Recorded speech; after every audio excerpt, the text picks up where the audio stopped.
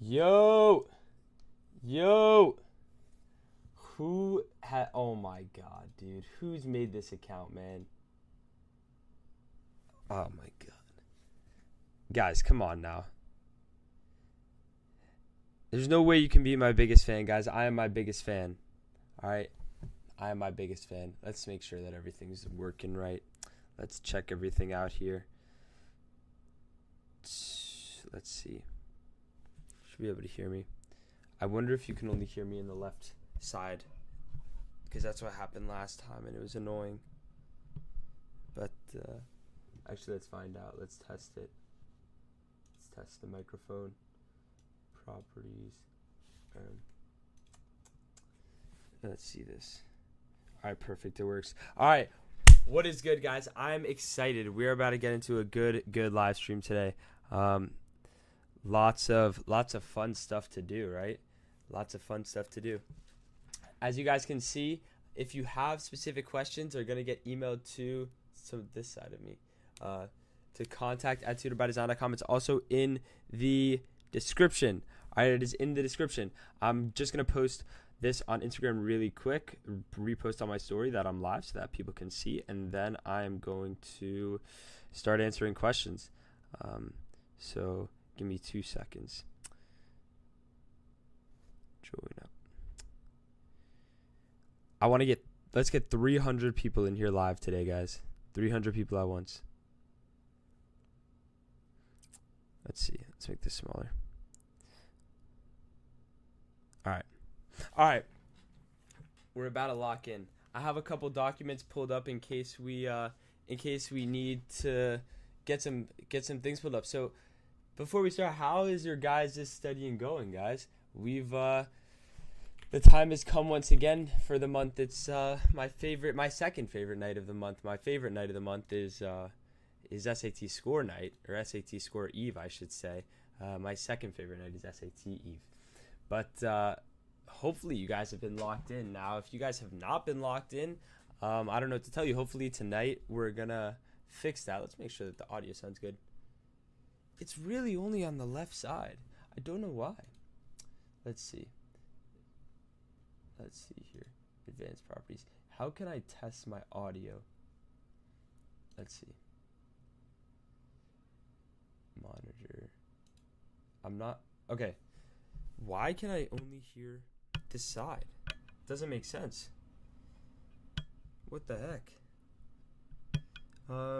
Okay, this is not better. Guys, am I tweaking? Can you only hear the left side or the right side? I'm not sure. Maybe I'm tweaking. All right, we're going to get started. Oh, I see why. Okay, that makes sense. All right, we fixed it. All right. Wait, I don't want to hear this. Let's get out of here. I don't want to hear this. All right. What should we do for our first question, guys? What should we do for the first question tonight? How I use Bluebook Plus? I mean, I know of it. I personally do not use it. Let's look up here. So, also again, who is this? Who is Noah Birkin biggest fan? Come on, guys. We do not need fanboys in this chat. All right. Who is this, guys? I don't understand. Who is Noah Birkin's biggest fan? All right. So let's do. What question should I have for us to start? Do y'all want to start with a hard one? Do y'all want to start with a hard question? I should open up my email. Start sending in some questions through email. But let's see. I think I want to start with a hard one today. Let's do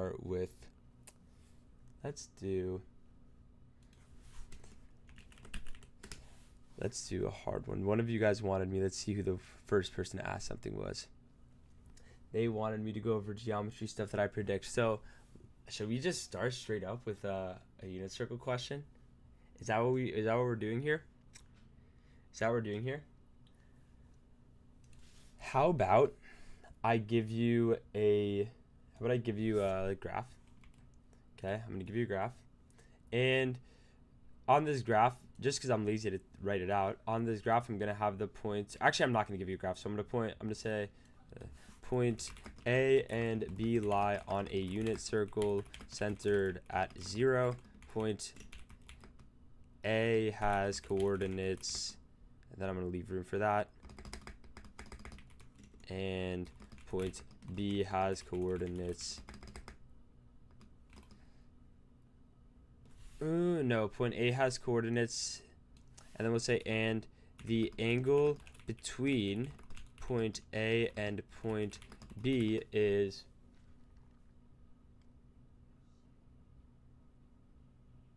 let's say the angle between point A and point B, or say point A has coordinates x comma y, and the angle between the x axis and A is, I'm trying to make it so that it's actually what you would see on the SAT, is, let's just leave room, find the point. All right, let's say that this is going to be 473 pi. Should we make it 473 pi over 3? 473 over 3.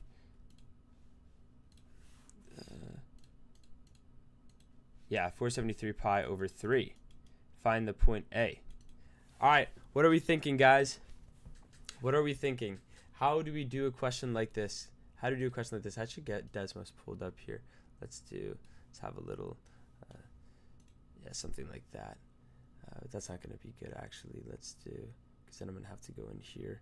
Every time I want to get Desmos up, I'm going to have to do that. That's fine. So, all right, we're going to do this question first. In fact, I could, I'm too lazy to do that. All right, guys, I'm going to tell you something. This question is actually not the hardest question that you're going to see tomorrow. In the case that you do see it, it's actually not so hard at all, for that matter. And yes, this says 473 pi over 3. 473 pi over 3. Okay, you should, I mean, not that you should know how to do this, but, and actually, let's say point A and the angle between, let's say between 1 comma 0. I think that's easier to envision, and that's closer to what they would say.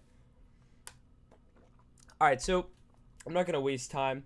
Let's just get straight into what we actually want to do here. So how we're supposed to solve this question here is if I draw out my circle, right, I have the point of 1 comma 0 here, and keep in mind that on a unit circle, that literally is telling you that the radius is a unit, right? So the circle looks something like this, let's say, right? And so all we have to do is this. Assuming I didn't know the unit circle, right? I'm going to assume for this question that I don't know the unit circle, okay? Because it's really easy if you do. But assuming I don't, right? The first thing you need to do is you need to figure out what this angle is going to be.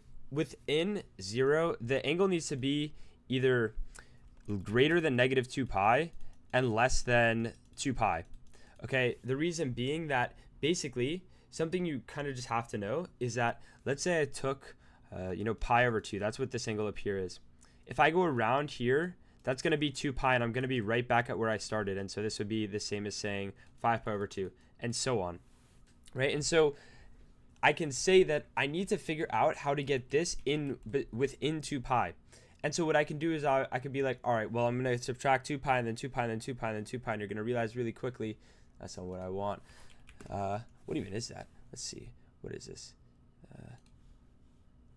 Let's get out of this. Those are files for CS, guys. CS classes are not fun, all right? But anyway, looking through this question, I can say, okay, well, I have 473 pi over 3, and I'm going to continue to subtract 2 minus 2 minus 2, and you're going to realize pretty quickly that this is not very optimal. So instead, you just realize, wait, I can just subtract 156 from here, because 156 times 2 is going to work, right? And so you're left with 5 over 3. So as in 5 over 3 pi, right? 5 pi over 3. So the angle here is 5 pi over 3. And so first of all, that means that if we had our angle here, we're going to be somewhere around here, because this is going to be 3 pi over 2. So we're somewhere over here. And so again, assuming that we didn't know what any of this unit circle is. What I do know now is that this angle is 5 pi over 3, right? And so what you would then do is you would say, all right, well, the angle that's left here, assuming that this makes a circle that's 2 pi, this is going to be just pi over 3. And now it's actually pretty simple. You can just use SOHCAHTOA, right? You can literally just use SOHCAHTOA. So I know that in a triangle, if I know any of my sides and one of my angles, I can find everything. And I know that my radius is 1. That's what a unit circle is, and this is pi over 3. And so if I want to find any of the angles, I can say, for example, I can say sine of pi over 3 equals x over 1. And so I guess I should have called that y.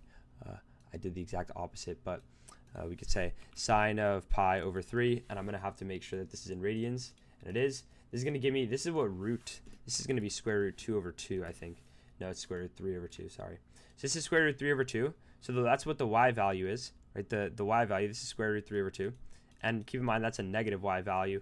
And then you would do the same thing here. You would get that this is 1/2. And so the point would be 1/2 comma root 3 over 2. So there, we didn't have to use unit circle at all. You don't have to use the unit circle at all. You never have to use the unit circle. All right, it's much faster, though. It is much faster. I can tell you guys that. Okay, let's see. What should I do next? Let's see here. Let's see. Well, I'm going to pull up a very hard question here. What I'm going to do is I want you guys, all right, to tell me. Let's see. We're going to do a pyramid question, guys. We're going to do a pyramid question. You guys should hope you do not get a pyramid question, all right, on the SAT. Let's see here. This is small. Let's make this much bigger, much bigger. By the way, guys, a lot of the questions that we're going to do today are from a document that I have publicly available for free. So, all right. What do we think about this? By the way, guys, the fastest way to get me to answer a question you have is to send me a picture of a specific question you want to do to the email that is right there. I can't point right there. All right. That is the quickest way to get me to answer a question that you have. All right. Okay. Much easier if you do that. All right. I'm going to answer it much quicker, especially if it gets rowdy like it did last time with a ton of people in chat.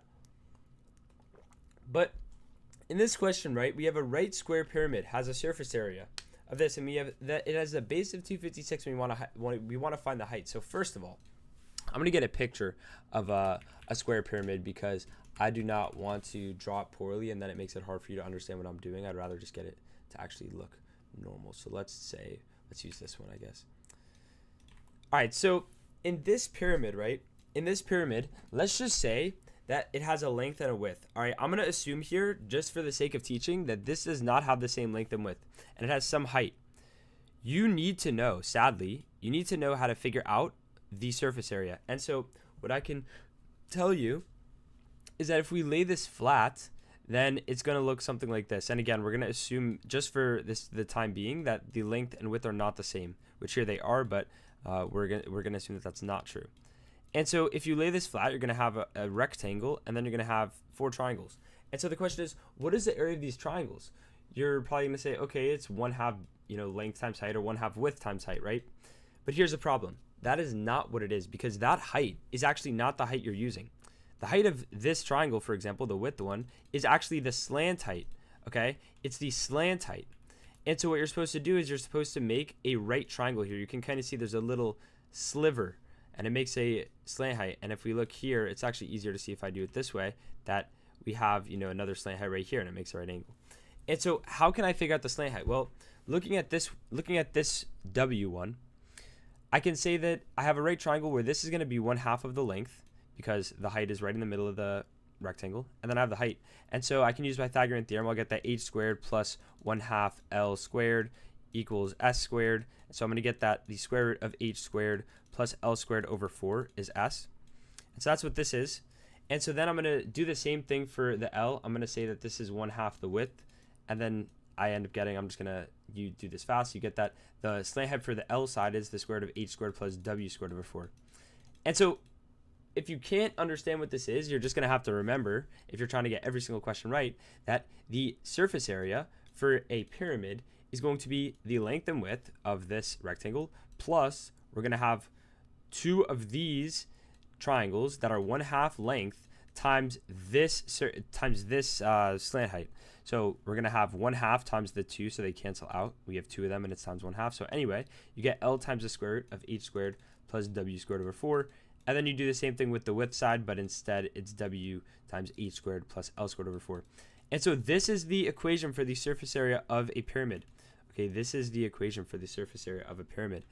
And so here in this question, we have that the length and width are the same. So it actually becomes a little easier. It's surface area equals, let's call it x. So x squared plus x times the square root of h squared plus x squared over 4 plus x times the square root of h squared plus x squared over 4. And so you end up getting that it's equal to x squared plus 2x root h squared plus x squared over 4. And so in this, I mean, it's pretty simple. You can just say that, all right, well, if the base is 256, then my x squared is 256, and so my x is 16. Okay, and so if my x is 16, I know that inside of the square root here should equal 289, right? Like inside of one square root should equal inside of the other square root. And so at that point, I mean, I would go into Desmos and finish the problem out. I would say that, h squared plus 16 squared over 4 is equivalent to 289. You're going to get that h is 15. Pretty fun one, yeah? Pretty fun question. Pretty fun question, right? Good stuff. Okay, let's continue on. Let's take a look. What question should I do next? I see a lot of people saying constants. Okay, let's do a constant one. Which type of constant one should I do? Make a new page. What type of constant one should I do? You're skipping that? I mean, it's not so hard. I mean, it's pretty hard actually. I take that back. And there's a lot of constant ones. What could we want here? So I have constants here. One wants a good video to learn regression. I mean, James Liu's pretty darn good. Definitely someone that a lot of people use. James he's been popping off on YouTube recently, so not to glaze, but he's been doing pretty good stuff here. Let's do a question that I actually predict. Okay, I actually predict a question like this, and then we'll probably do an English question, but I actually predict a question like this on the test, and so I wonder if you guys are going to be able to solve it.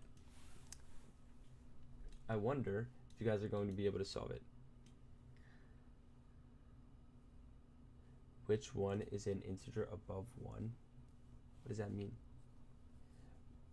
We'll come up the most. I mean, the most is going to be solving equations because that's the most on every test. So, like, it really depends. I mean, there's so many solving equation questions, but they're all, like, easy. And so I couldn't tell you exactly what the most is. I really hate predictions at all. I think that people I guess I posted predictions today, but, like, predictions is fraudulent, guys. Like, if anyone tells you that they truly know what's coming on the SAT, like, that's just not true, all right? Because it's impossible if you don't write the SAT. So, yeah, people have to understand that. Now, this question, guys, used to show up so much. I mean, it still shows up pretty often, but it hasn't shown up in a month or two. And so I'm interested to see. I think that we're going to see a question like this on this SAT. So I guess you could call this a prediction. Now, even if you don't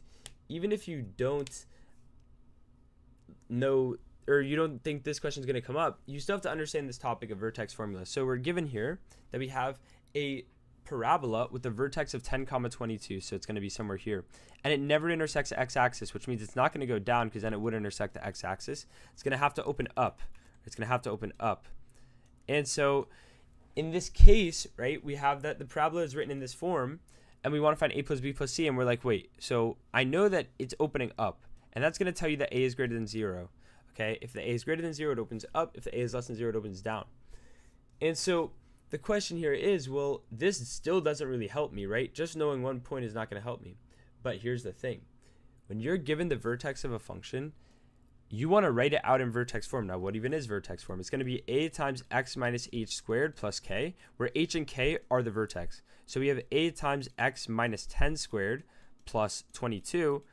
And I know that my a is positive. So what I'm going to do is now I can actually set this equal to ax squared plus bx plus c. And I'm going to just start trying to guess what a is. And so you're going to see how I'm going to do that. So if I go in here and I write a times x1 minus 10 squared plus 22 is equivalent to ax1 squared plus bx1 plus c. be x1 plus c. I need to make a list for x1 because I'm looking for values other than x, and it's a variable here. Then I'm going to make a slider for a. Now, why am I going to do this? Well, because, and I guess I could add a plus b plus c, but I need to add a slider for a because I know a can be positive. So let's make it some number, and let's start it at the smallest possible positive number we can make, an extremely small number, right? And then let's let it go up to, I don't know, 50. And let's see what happens. So if it's really small, a plus b plus c is 22. And then if I keep moving, this is just going to go up and up and up. And that's usually what happens. You figure it either goes up and up and up, starting from a point, or down and down and down. I just realized I should actually move this a little down so you guys can see. Okay, so in this case now we realize, oh, I just did it again. So let's see. Okay, so in this case we realize that as we move a up, this a plus b plus c is just going to get bigger and bigger. So what's our only answer choice that's greater than this? It's D, right? If you ever have to guess on these questions, always pick either the biggest or the smallest number. All right, always pick the biggest or the smallest number.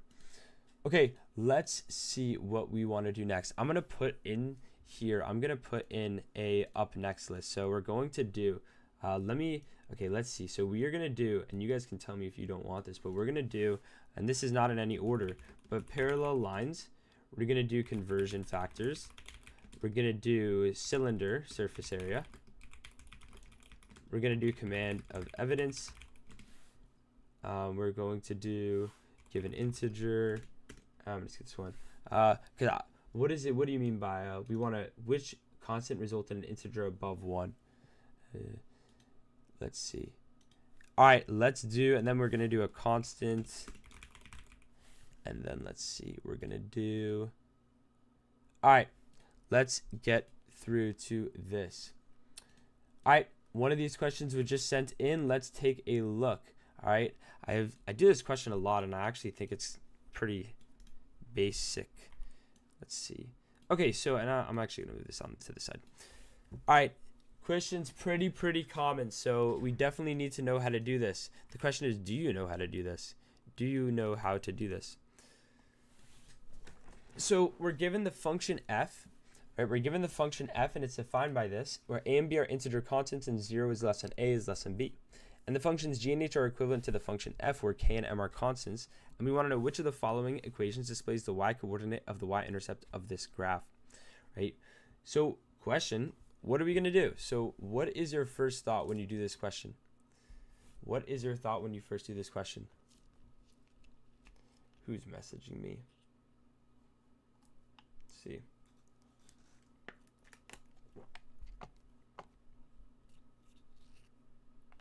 What is the first question here?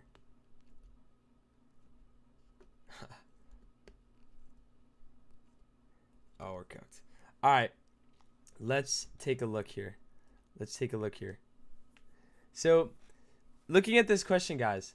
And by the way, guys, first of all, get hyped for the SAT. I'm going to take a pause here. Get hyped for the SAT because, listen, this is a chance to dominate, okay? This is a chance to show everyone that you are smarter, better, faster, more handsome, more beautiful if you're a girl, all right? This is a chance for you to just prove your superiority, okay? And finally get a chance at elitism, okay? Finally. Now listen, guys, people don't like to say it, but if you don't get a 1600 on the SAT, you are a failure. You are a failure if you don't get a 1600. So it's a great time to remind you that tomorrow, or it could even be today for some of you, right? Could even be today for some of you, depending on what time zone you are in, is that it is your time. It is your time to rise up and win. And if you want to win, make sure to like the stream. All right, so going into this question, we have the function f is defined by this, where a and b are integer constants, and g and h are equivalent. Okay, this is important. They are equivalent. So these are the same functions. Okay, these are the same functions. And so we have which of the following displays the y-coordinate of the y-intercept. So, and then we want it as a constant or coefficient. So basically, like 2.2 is a constant, or k is a constant here, and then 2.2 is a constant, m is a constant, a is also a constant. Right? A is also a constant. So what I'm thinking here is, first, we could just try to figure out, like, what is the y-intercept of f, right? What is the y-intercept of f? Because it seems like I'm going to be having to use that here, right? And so if I look here, the y-intercept of f is just going to be, so if I have a times 2.2 to the power of x plus 2.2b. And it should not look like that, plus 2.2b. Let's make it look like this. All right, so I'm gonna make a an integer greater than 0, so let's make it 2, and let's make b an integer greater than that, so let's make b 3, and let's see what the y-intercept is gonna be here. So it is going to be 23.296. 23.296, let's keep that in mind. 23.296. Now, what I'm gonna do is I can figure out, right, if I know, I'm going to move this for a second. If I know that this is equal to a times 2.2 to the x plus 2.2 to the b, if you are not thinking what I'm thinking right now, and we are 12 hours from the SAT, guys, you are not getting perfect score, y'all. You are not getting a perfect score. All right. I shouldn't be a doomer, guys, but maybe you will get a perfect score, but very unlikely if you aren't thinking what I'm thinking. What I'm thinking is I can figure out I can figure out k by literally just writing out a regression. I mean, I could actually figure out k pretty easily here. It's just going to be 2.2 to the power of b. See how I just replaced k with 2.2 to the power of b? Right? Do you see that? It's the same exact equation on the left and right, except k is 2.2 to the power of b. So I'm actually just going to write k equals b to, or 2.2 to the power of b. Right? And so it's 10.648. So k equals 10.648.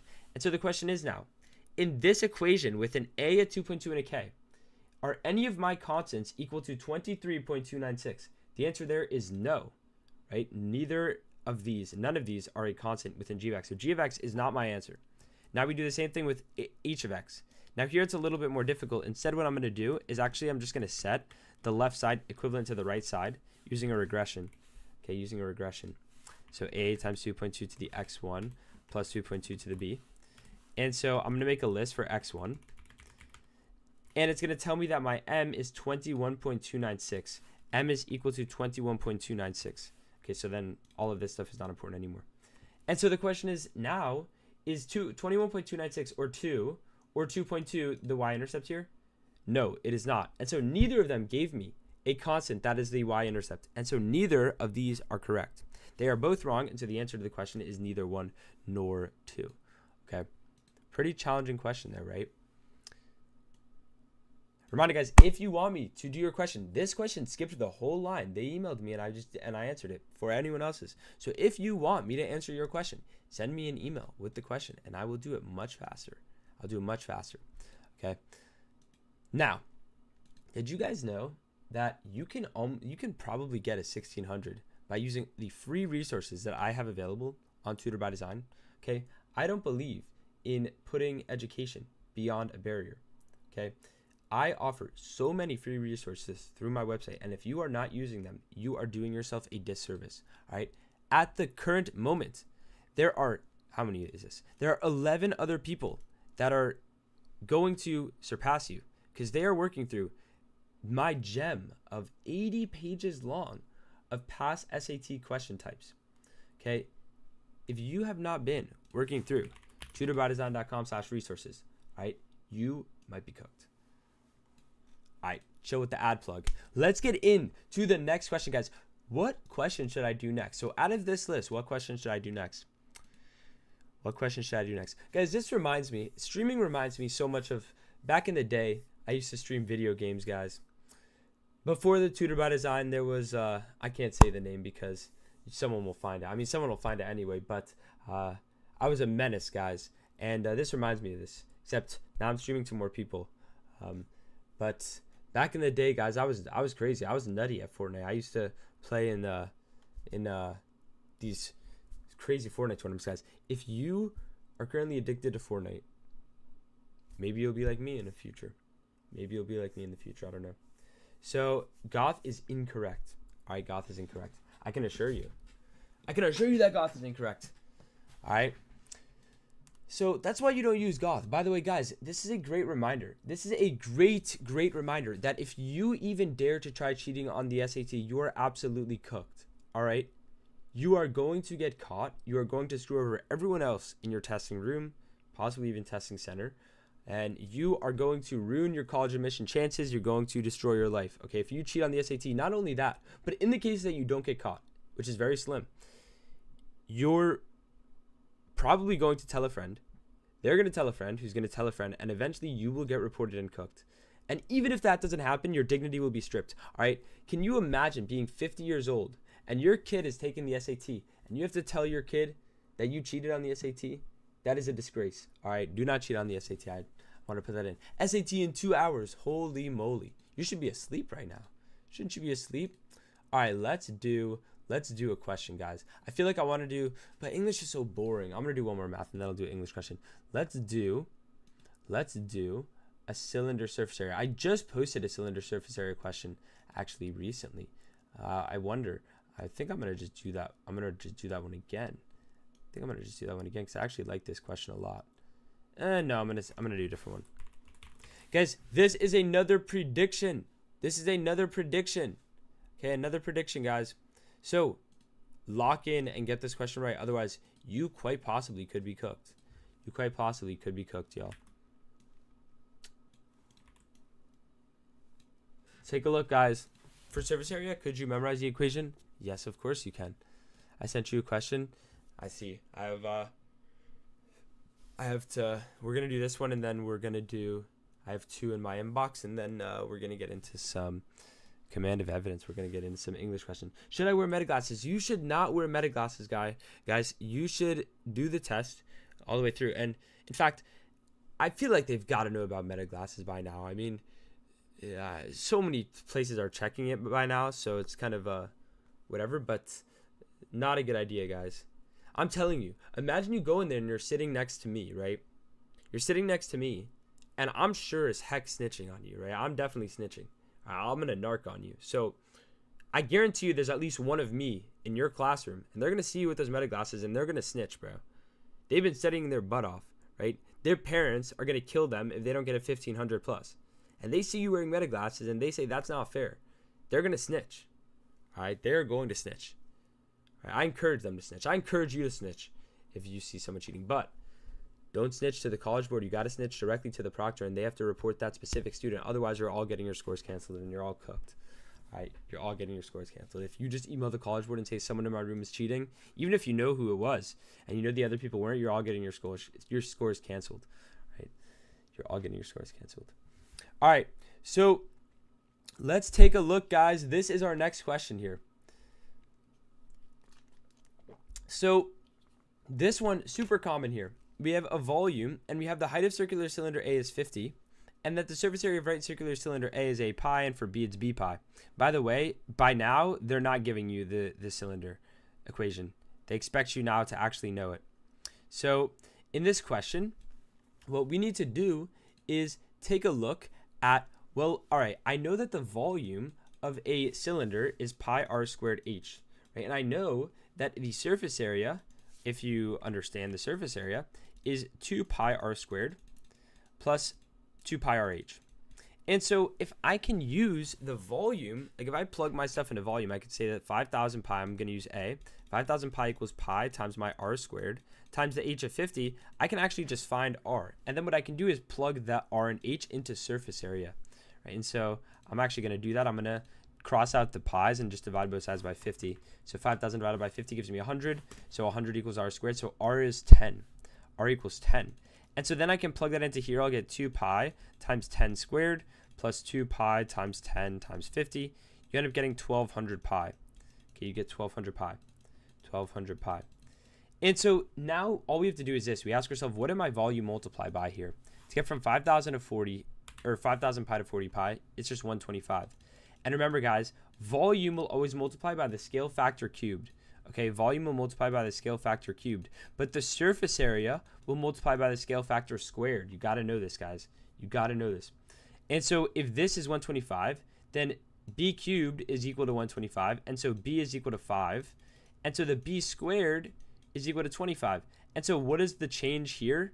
It multiplied by 25. So the original is whatever 1,200 divided by 25 is, which is 48 pi. So it wants to know the difference between A and B. It's just 1,200 minus 48. That's what 1152. Bang. Bang. Do you think if I finish the entire math doc with no problem, as in no problem at all, I would get an H? Why does my face look so bright? It's because of the screen, but it's because I have white all over me, guys. That didn't sound right. But you will get a very good score. I mean, if you could do all those questions with no problem, definitely. And especially if you could, if like, I mean, yeah, definitely. You're going to get a good score. I mean, I'm not going to say, oh, you're going to get an 800 because I don't know what you're going to get. But you're definitely going to do well. Definitely going to do well. Scale factors, guys. This is top three most aura questions on the SAT. All right. Scale factor, conversion factor. I'm trying to think what else. And the they test probably. 3 most aura questions. All right, we're going to jump into an English question, guys. We're going to jump into an English question, even though they're boring. Actually, no, I'm going to do one of these. Guys, this question is super oversaturated, the one that I'm about to do. I really don't think it'll show up. But, so this person left out a little bit of information, so I'm just going to put it. So this question says that we have 34b to the, or z to the 14 plus bz to the 7 plus 70. And it's going to tell us that like our factor, we can factor this. So it might say that like we can factor this into ax plus j. And it wants to find the least possible value of, what is it, b? Yeah, of b. All I'm going to do, and I want to find the least possible value of b. I've posted a video like this. By the way, guys, like if you just binge my videos, you're going to do well. I mean, like that's an underrated method. And just binge all the, like James Liu, mine, everyone's. But I mean, looking at this question, what I'm going to just do is set the 34z to the 14 plus bz to the 7 plus 70 equivalent to, I'm going to have az plus j plus times, like we would have another factor. It'd be like tz plus q, let's say. These don't actually matter what letter I'm putting. Okay, and this should be tz to the 7. Again, like part of the question was left out, az to the 7. Times, let's say tz plus g, yeah, or what did I say, plus q. Okay, so continuing through, let's see what I have here. So tz plus q. We're going to then define a list for z. We're going to define a list for z. Okay, and we get all of this wackiness. All right, here's what I'm going to do. I'm just going to create a list for, or I'm going to create a slider for j and make it an integer. Okay, because it's going to tell you in the question j is an integer, and I know that j times q needs to equal 70. So I'm going to make it go from, I don't know, 0 to, let's make it go 0 to 70. And so if I move this around, let's analyze what is b going to be. And we're just going to wait until b is as small as it possibly can be. And also the RMSE is super high here. Why is that? It's because we have this. This should be 7. Okay, that's better. So here we have, okay, what's the smallest possible value of b? Assuming b has to be an integer. So far none of them are integers yet. Let's keep going. We have here that, let's see, still nothing. Keep going. Okay, we don't get anything. That's, oh, we could also, I mean, not that that's important. Okay, so then what we could do is we could just make a list for q as well. Q equals, I don't know, let's say, let's make another list, 0 to 70, step of 1. We also can make it negative, so we get negative 70 to 70, negative 70 to 70, and we would move this around as well.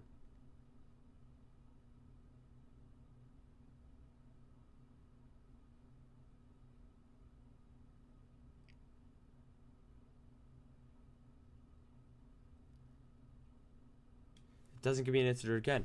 What am I missing here? Oh, it might be this. No, that's not it either. What am I missing here, guys? Am I stumped? I'm definitely not. Let's, I've done this question before.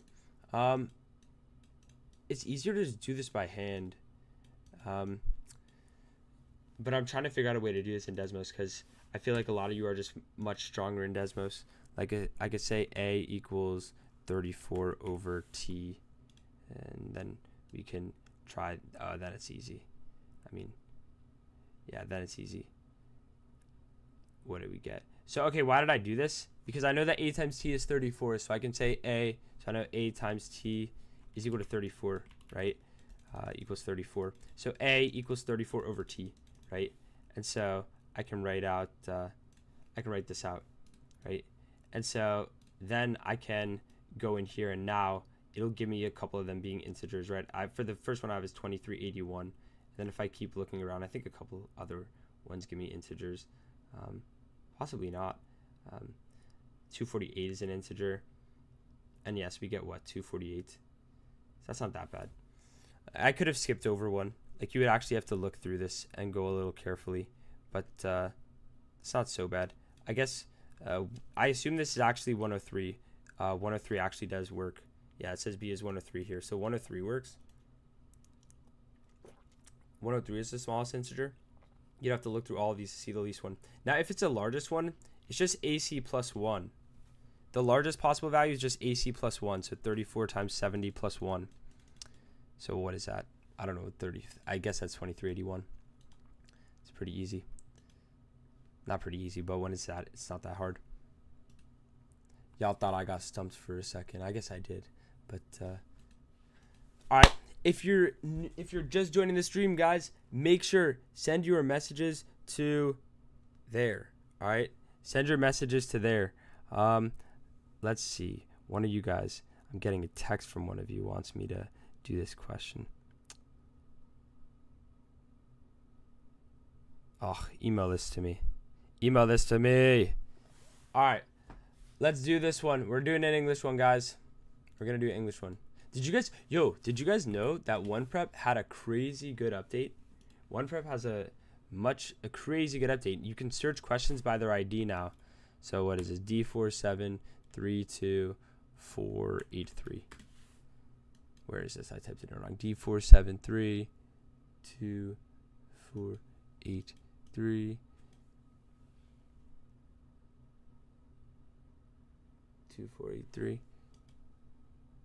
D4732.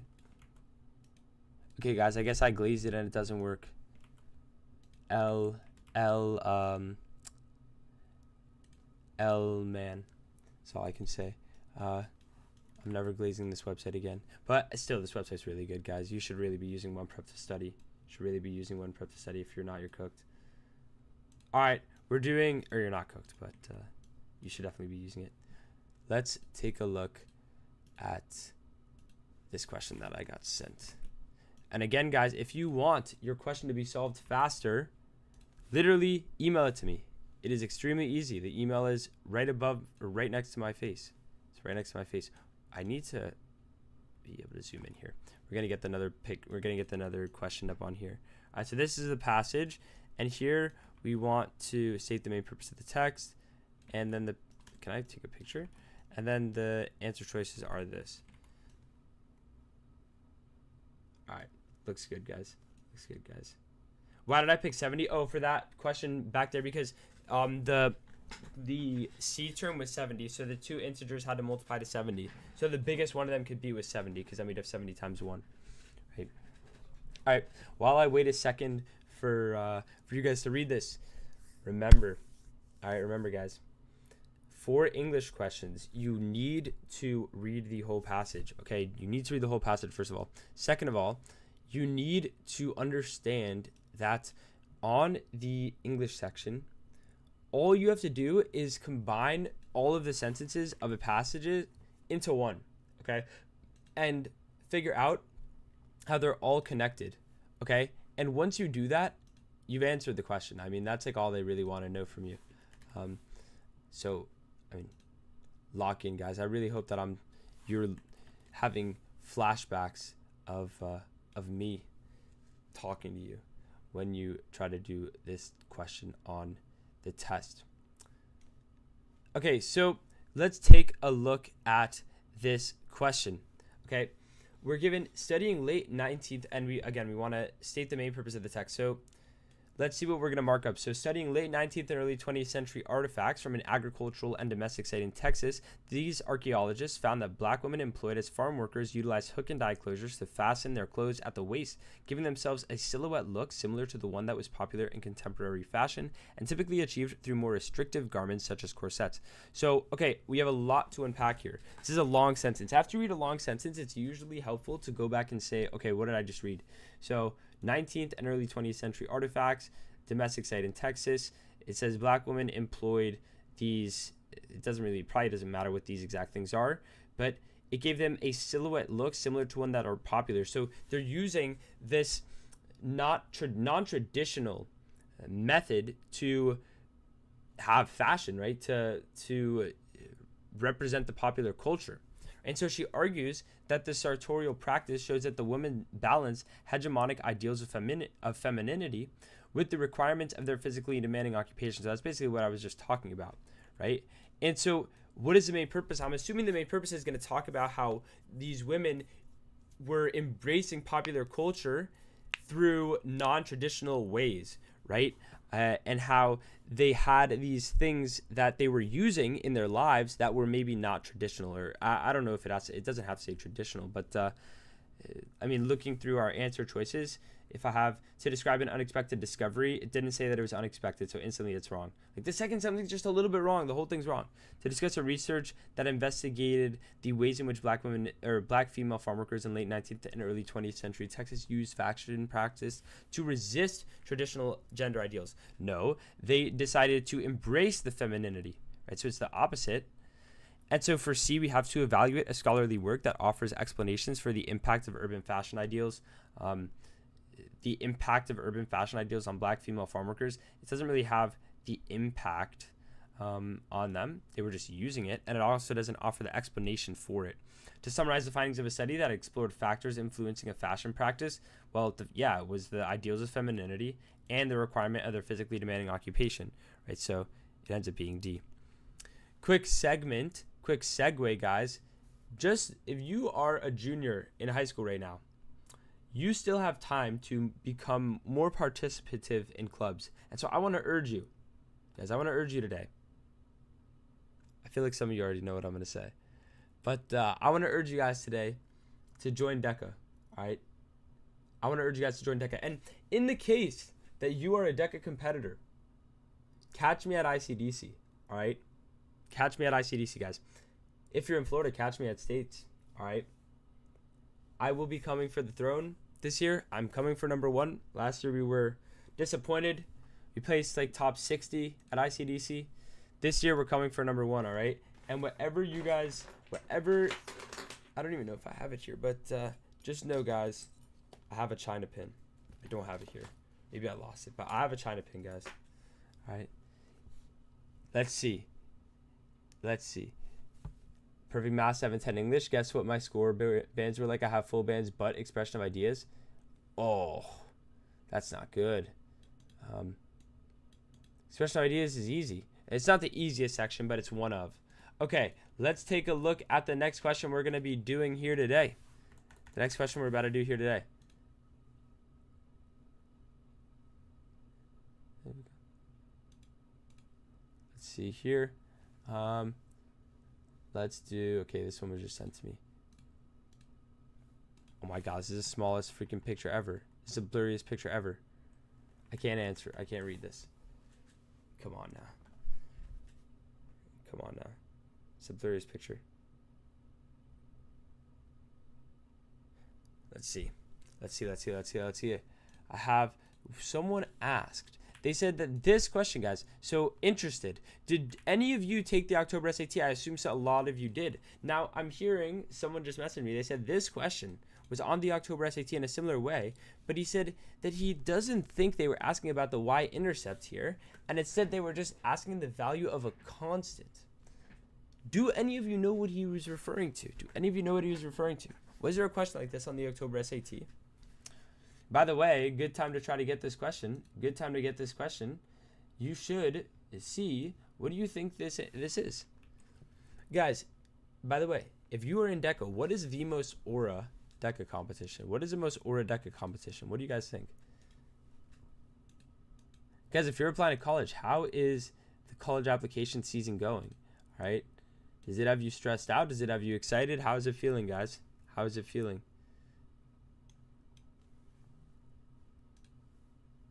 See here. By the way, guys, if you are new to the stream, you're new to Tutor by Design, you're new to anything, make sure to like the stream. Make sure that you are using my free resources as best as possible, all right? I've pulled together so many free resources for you guys, all right?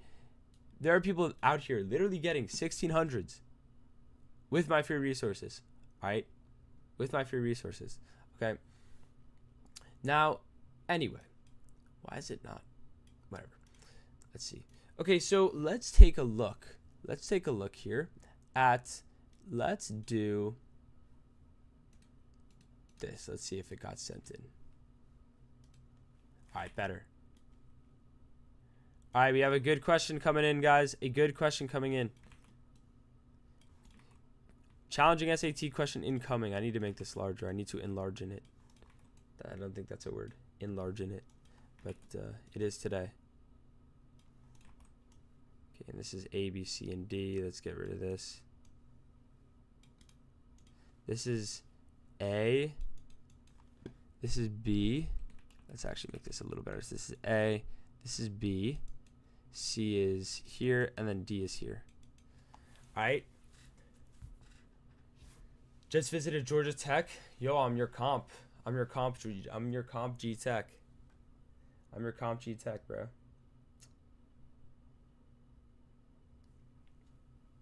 What was the answer for that math question? Oh, it was 0. It was 0.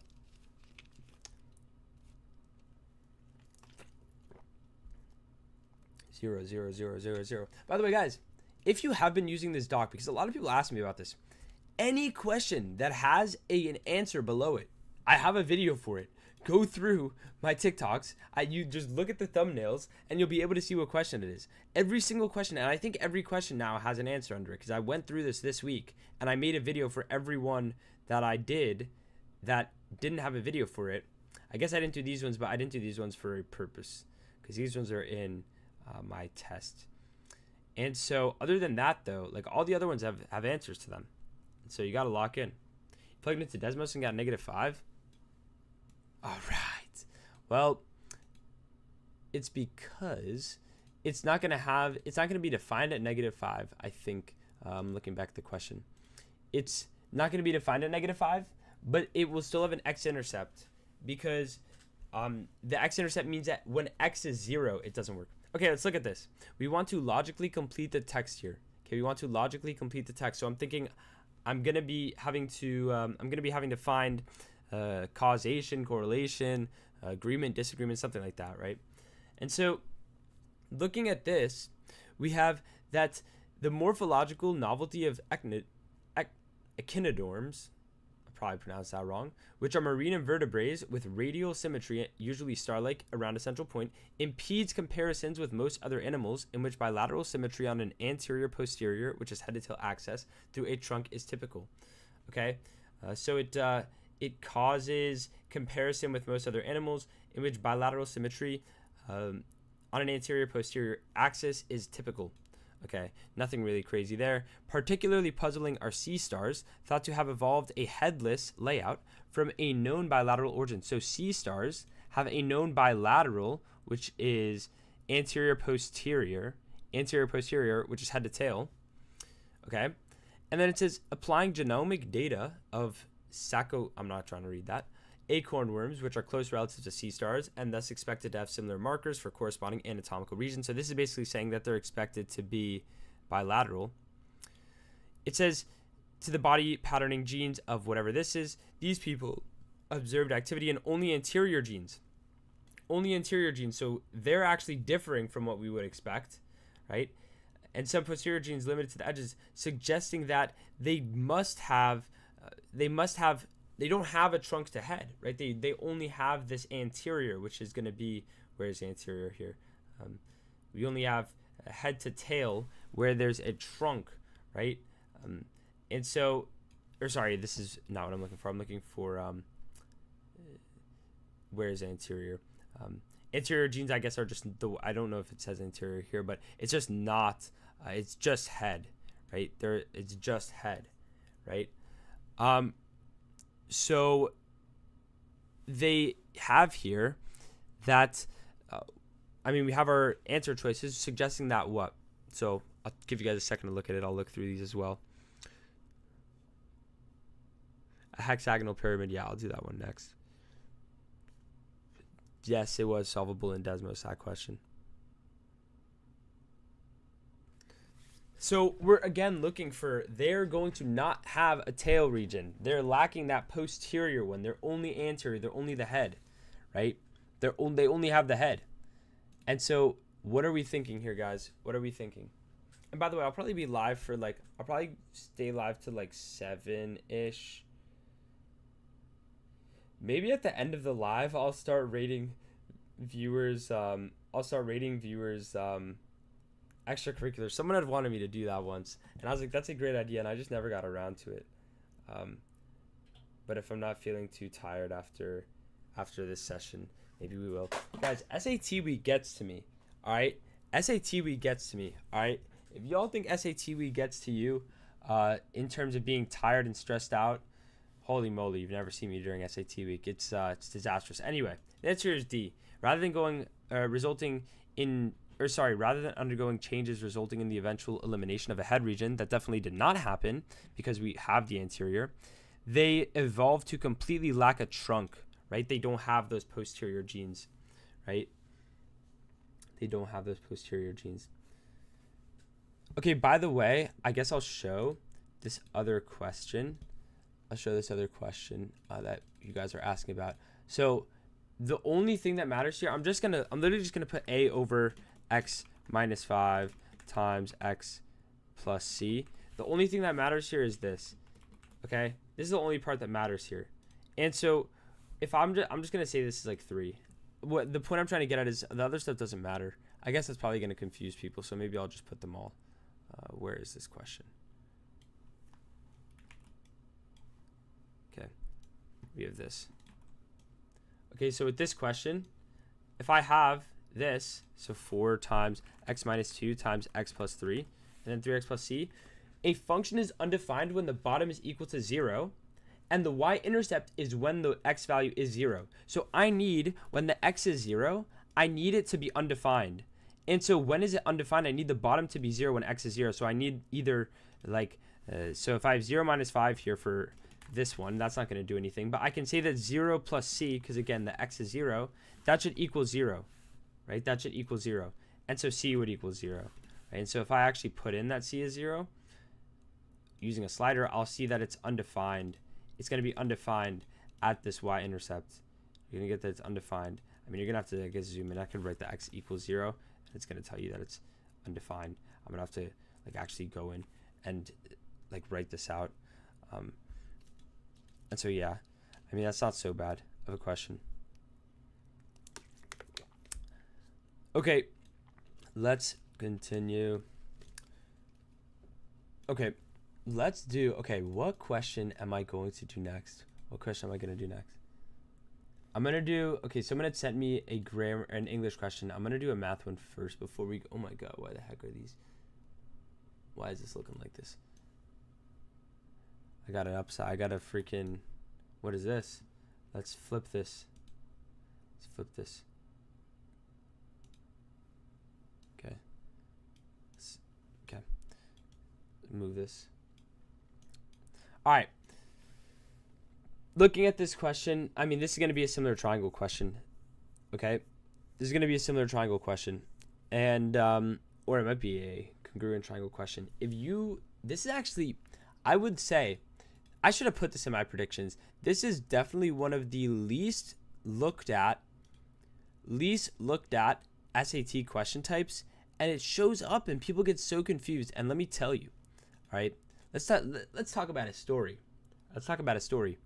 Back in the day when I took my SAT, right, as everyone is, you're in the SAT and you know everything. You know that you know what you're doing, but it's the SAT. It's actually like that moment. You're actually in the SAT, and now you're starting to second guess every single idea you have.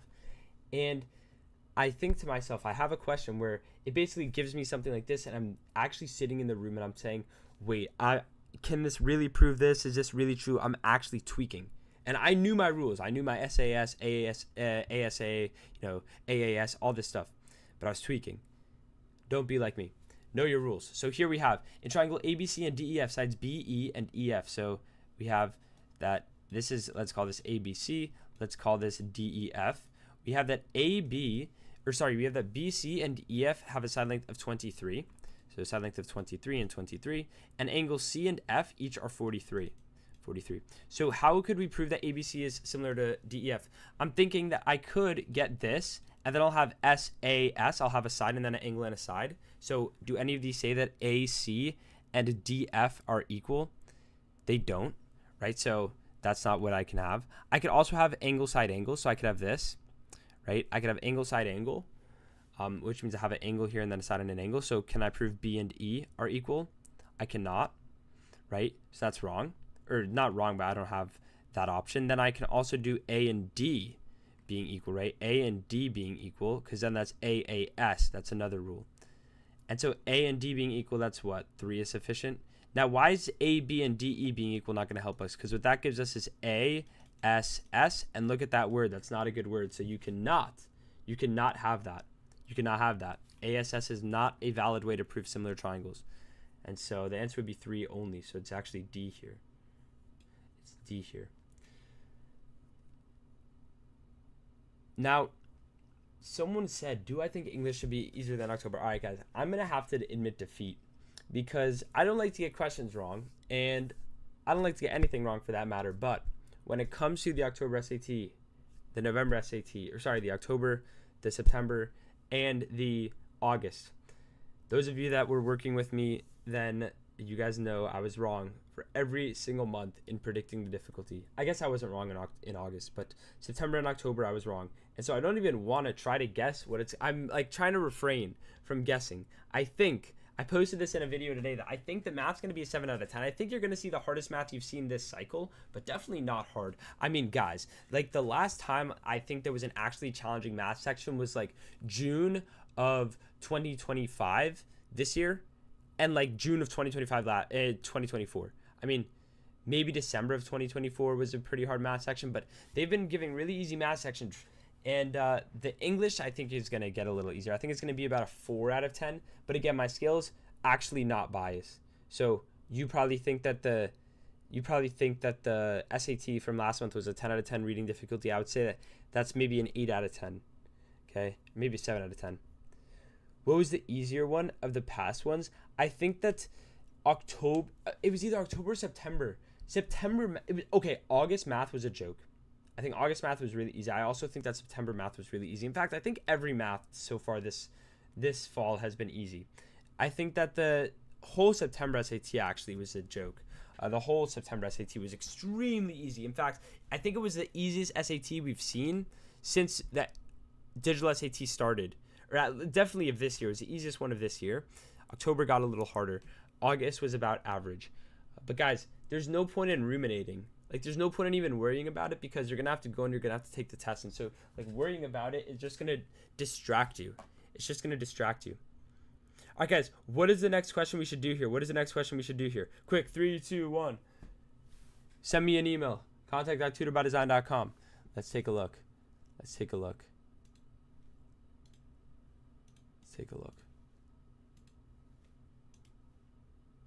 Okay, I like this question.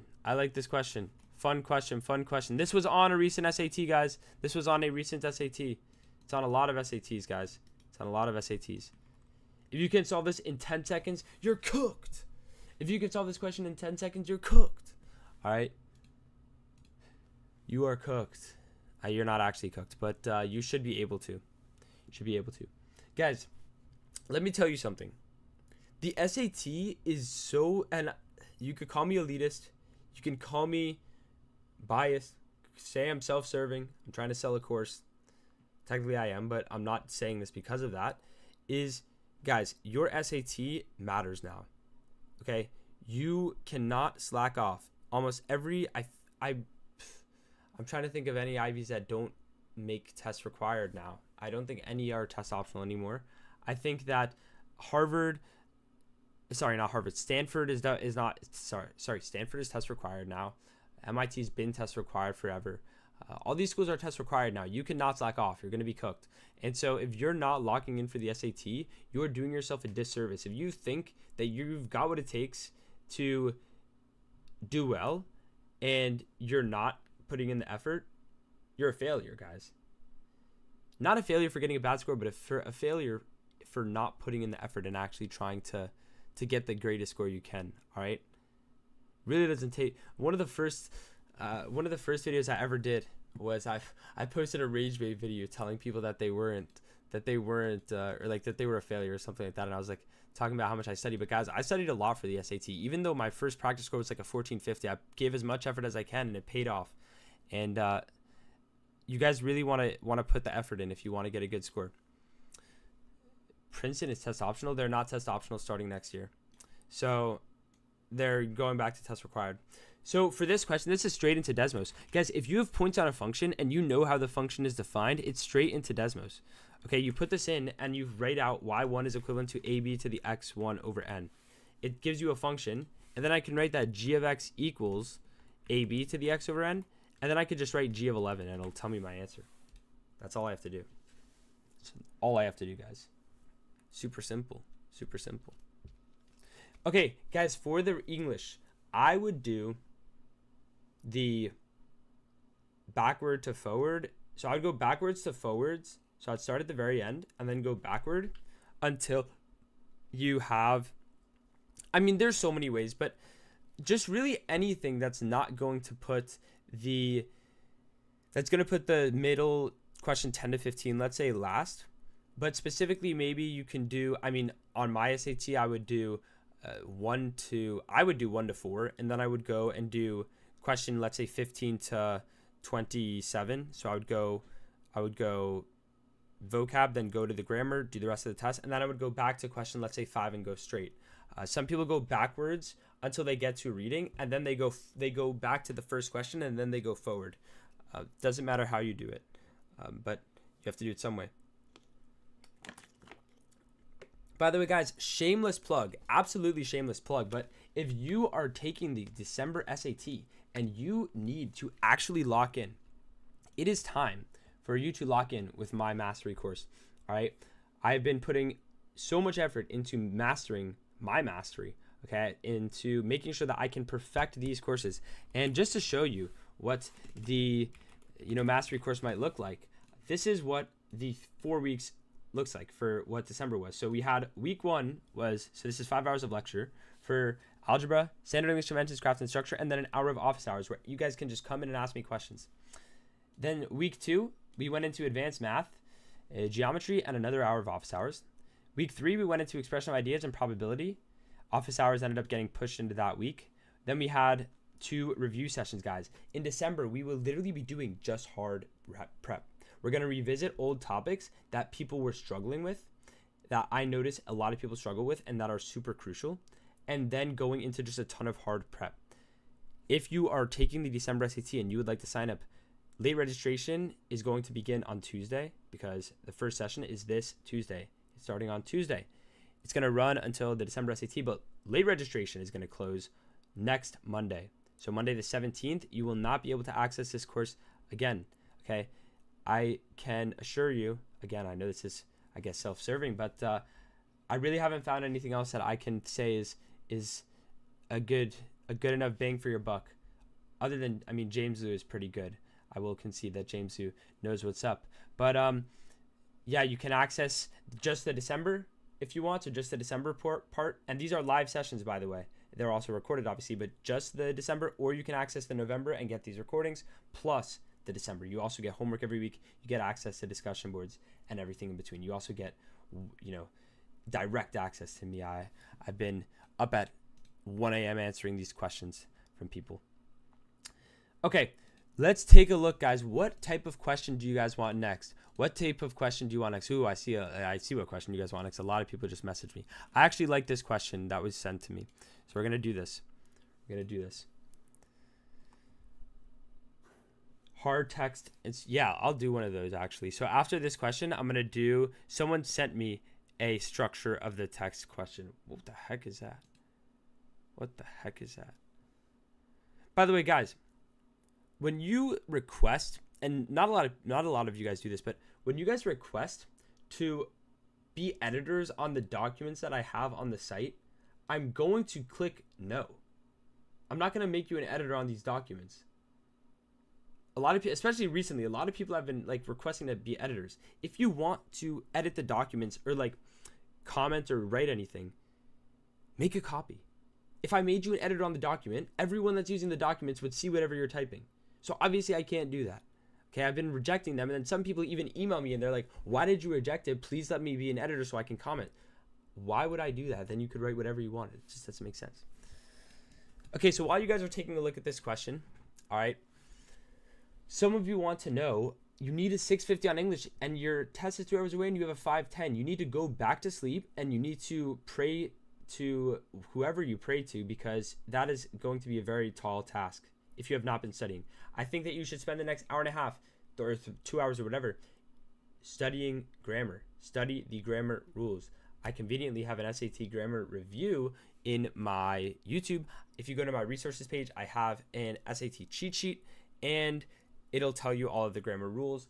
And yeah, definitely take a look at those. All right, let's look into this question. So we have, in the given quadratic function, b and c are constants. Okay, the graph of y equals f of x in the xy plane is a parabola with the vertex of hk, where h and k are constants. F of -4 is f of 8. I love that. And the quadratic function has these x-intercepts, which must be true. So let's think about this.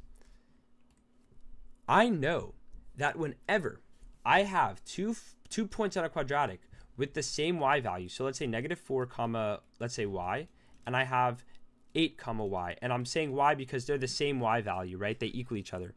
Then the h value, when I'm talking about h comma k, that is the average of these two. That is going to be the average. So -4 plus 8 over 2 is going to be 2. So my h is 2. Okay, that is going to be helpful. That is going to be helpful. Now, what I can say is, taking a look at R and S also output the same y value. Because of that, those should also add up to whatever, -4 plus 8 is, because those should also average out to 2. And so R plus S is going to equal 4. So number 1 is correct. Now, is B less than 0? Well, I have that H and K are constants. Can I find a way to make, so this is -3x squared plus bx plus c, right? And I can have that, how are you supposed to remember that? That's on my cheat sheet, actually. I don't know if I have that written on my cheat sheet, but I always talk about it. Just remember it, guys. You have to know that I have 2 points, and this is actually like very important for vertex formula questions. Very common, okay? Very common. How should I study vocab? Search up 1,000 most common SAT vocab words.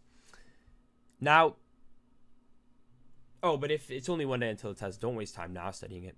But now, can I prove that b is less than 0? Well, I know that this opens like this, right? It has to open like this because it's -3. I know that there's y-intercept, that it touches the x-axis. So it has to have the h being greater than 0. Okay, the h is going to be greater than 0. The cheat sheet is on my resources page. They're both on my resources page. Let's see. Actually, yeah, they're on my resources page. Cheat sheets. Okay, they're very basic, very basic. There's not a lot of stuff you need to know, like by heart. So anyway, I know that. And so then I also can take a look and say, okay, C is less than K. Here's what I'm going to just do. I'm going to just write out that I have A times X minus 2 squared plus K is equivalent to AX squared plus BX plus C. That's kind of the same thing that we did a couple questions ago.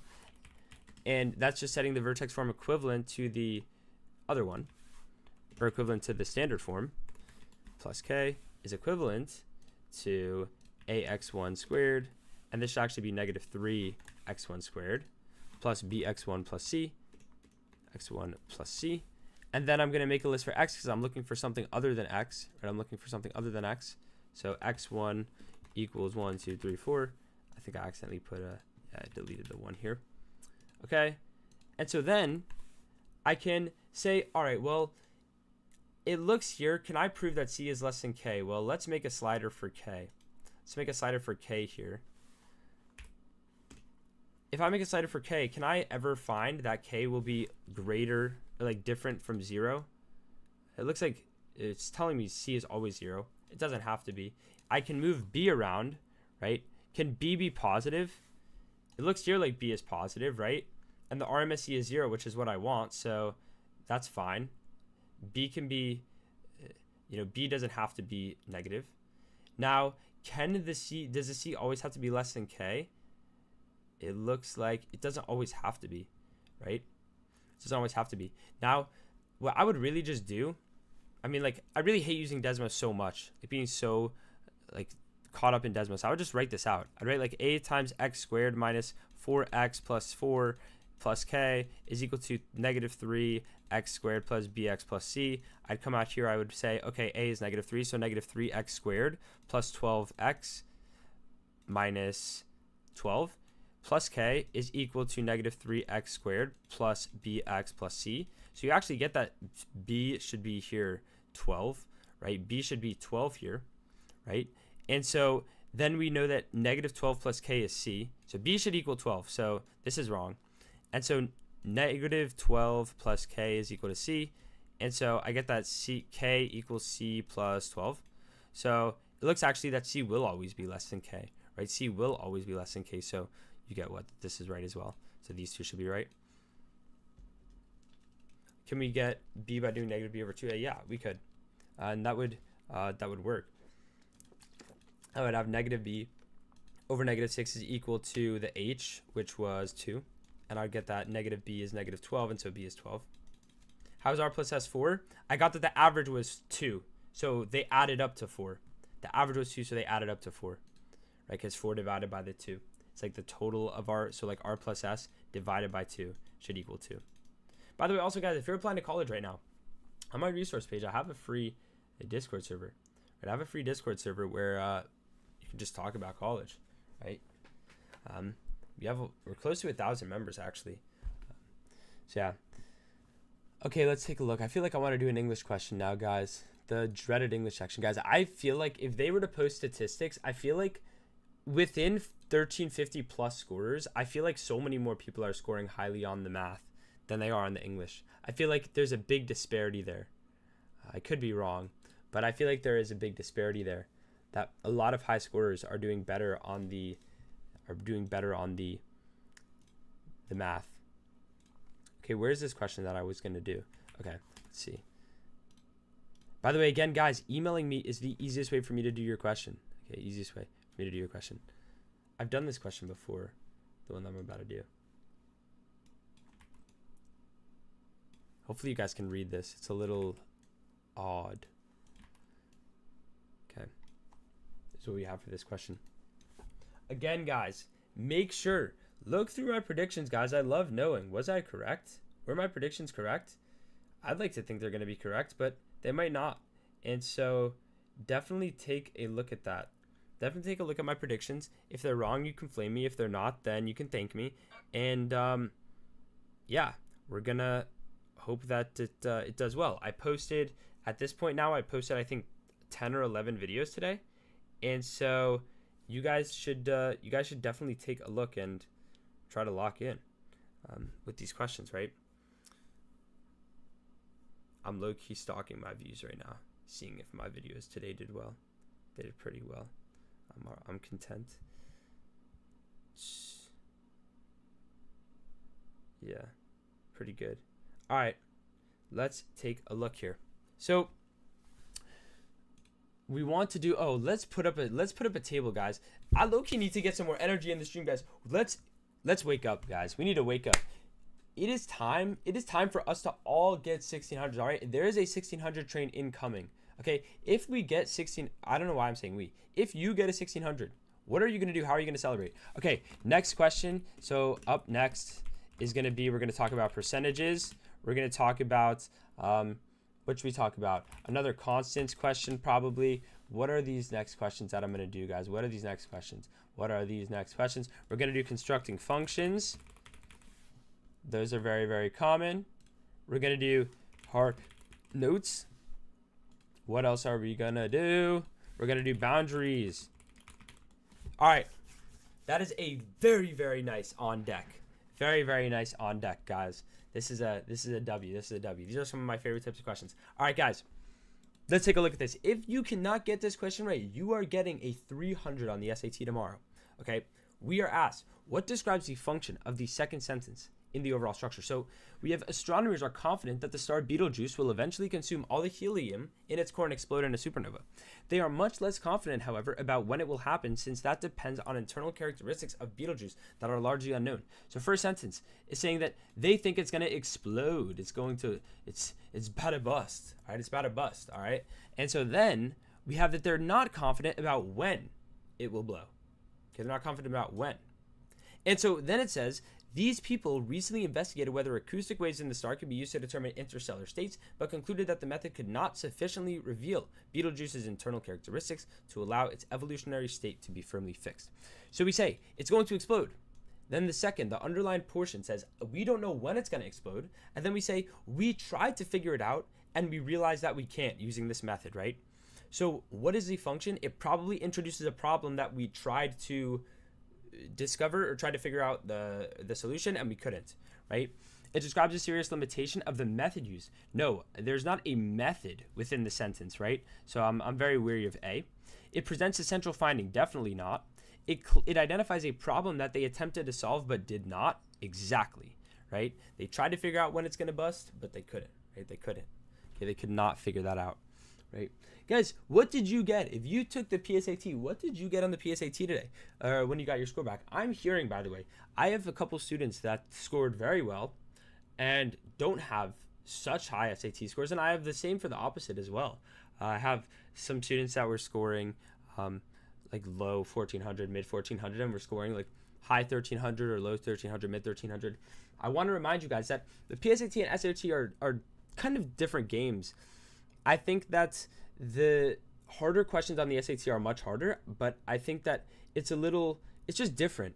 It's definitely just different. And so take it with a grain of salt. If you weren't going to qualify for national merit, it didn't matter anyway. And yeah, it's, nobody's ever going to know what your PSAT score was. It's so unimportant. All right, it's honestly not even a good predictor of success. It's not even really a good predictor of success. I mean, I take that back. I think it's a good predictor of success, but it's not a good predictor of failure. As in, if you do well, if you got a 1500 back, you're probably going to get a good SAT score when you do take it if you study. But if you got a bad score back, that probably doesn't really mean much. It means that you're, not locked in on the PSAT. All right, let's do a percentage question. I want to do a percentage question. And then we're looking, this on deck is comprised of all the questions that have been emailed to me that are waiting in my inbox. So we're going to do all of those. Now, when it comes to percent, okay, what type of percent question should I do? Let's do. What should I do in the morning before the SAT? Whatever you would do on a regular morning. Whatever you do, jump out of bed as fast as you can, guys. I know that sounds crazy. I have some crazy tips, but the faster you get out of bed, the faster your brain will wake up. Okay? Do not snooze your alarm. Do not doom scroll TikTok. Do not do anything. All right? All you need to do, guys, is log into TikTok to see the one video that I will post, and then you log out. All right? My video is the only one you have to see. But no, realistically, you don't even have to watch mine. I would really recommend staying off of social media in the morning. I would recommend the only thing you do is read the news. Read the news, okay? Make sure you find the most boring news article you possibly can. It cannot be about something you're interested in, okay? Read the news, and then, yeah, you could do some warm-up question or read the news or something like that. I think it would be helpful to memorize the surface area of a pyramid unless you can figure it out just by trying to do it, if you could figure it out at that moment, right? But that depends on the person. Okay, let's continue through with these questions. So going through all of this, we're going to have a percentage. Let's see which one I want to do. So let's see. Okay, let's see here.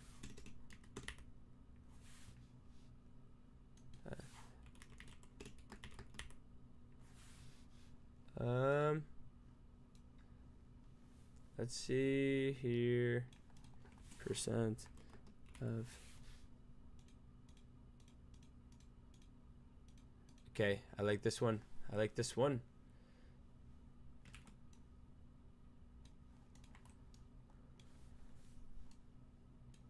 I like this one. Guys, this is a 30-second question. 30-second question. Go. 30 seconds. All right. one day, we're going to, and also that's the problem, Jesse. It's not 1/2 base times height. Okay, it's not 1/2 base times height. It's the slant height. And the slant height, you unpack a whole big can of worms. You unpack a whole big can of worms when you're dealing with the slant height. That base height is not base height, it's base times slant height. I did not, wait, guys. I did not just say to not use alarms. That is not a good idea. That is self-sabotage. I said, don't snooze your alarms. Don't snooze the alarms, as in don't turn them off and be like, wake me back up in 10 minutes. Okay, wake up the second that alarm goes off. The second that alarm goes off, it's time to lock in. All right? Guys, I'm a screenager, guys. It is hard for me to stay off my phone, but I need to stay off the phone so that I can help you guys lock in right now. So let's continue. So with this question, we have the positive number k is 20% of the number j, and j is 125% of the number n. If k plus m is equal to tj, what is the value of t? So for this question, we're going straight in, and we have, actually first I'll write out our equation. So I have that k is equal to 20% of j. I have that j is 125% of m, and then I have that k plus m is equal to tj. And so, bang, easy. It's going into Desmos. I make a bracketed list where this list is going to be the left side of each equation, and then I'm going to set it equal to another bracketed list where the right bracketed list is going to be the right side of each equation. So 20% of j, 125% of m, and then tj. And then it tells me that everything is equal to 0, which obviously is not the case. You just set either any of these numbers, like you set k or j or m, equal to anything, and it doesn't matter what you do. It's going to tell you here t is 1, so that's my answer. And you'll notice that no matter what I make k or j or m, I'm going to get the same answer for t. Okay? So very, very easy there. Very, very easy there. Okay? Now, let's do okay, so after, I'm going to do a couple, and then I'm going to do questions that, like, I think you're going to see. So instead of doing ones that you guys sent me, we're going to do ones that I think you're going to see. Okay? Got a perfect score on the practice test, i.e. 3 times on practice test. Today's amount of memory test. Is it possible to get the same score as I did on practice test? Sure, it's possible. Sure, it is possible.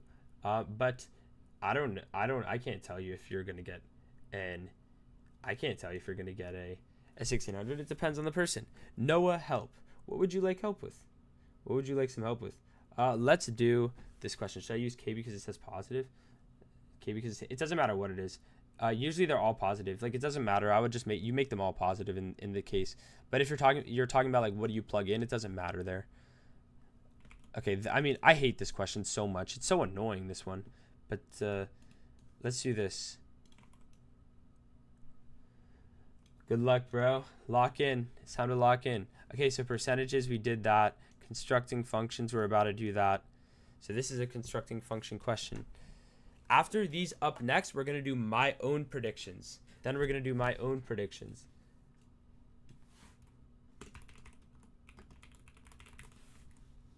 Some of them, not all of them, but some of them. Okay. But tomorrow, what are some last minute tips? Make sure, I just posted, by the way, guys, I posted last minute tips for every single section on my TikTok and Instagram within the last day. So maybe you do that. Maybe watch that.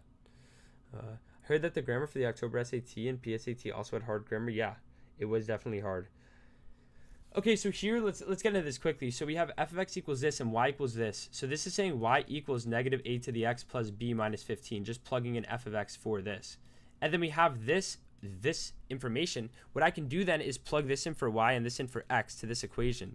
And I can say that negative 99 over 7 is equal to negative a to the 0 plus b minus 15.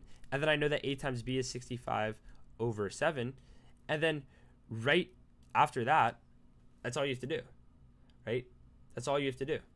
You're going to put these two equations into Desmos because now you can just do a regression. So if you go into Desmos, you're going to have the left side of each equation in a list, and then you're going to have the right side of each equation in a list. Negative a to the 0 plus b minus 15, comma 65 over 7. And it tells you that a is 5. Let's see. No, this is not 65 over 7. Oh, yeah, it is. So, yeah, it should be it. Not that hard. Not that hard, guys. Should I take another practice? Do not take another practice test tonight, guys. Oh my lord, no. Do not do that. No. Bad idea. Not a good idea there. Not a good idea there, guys.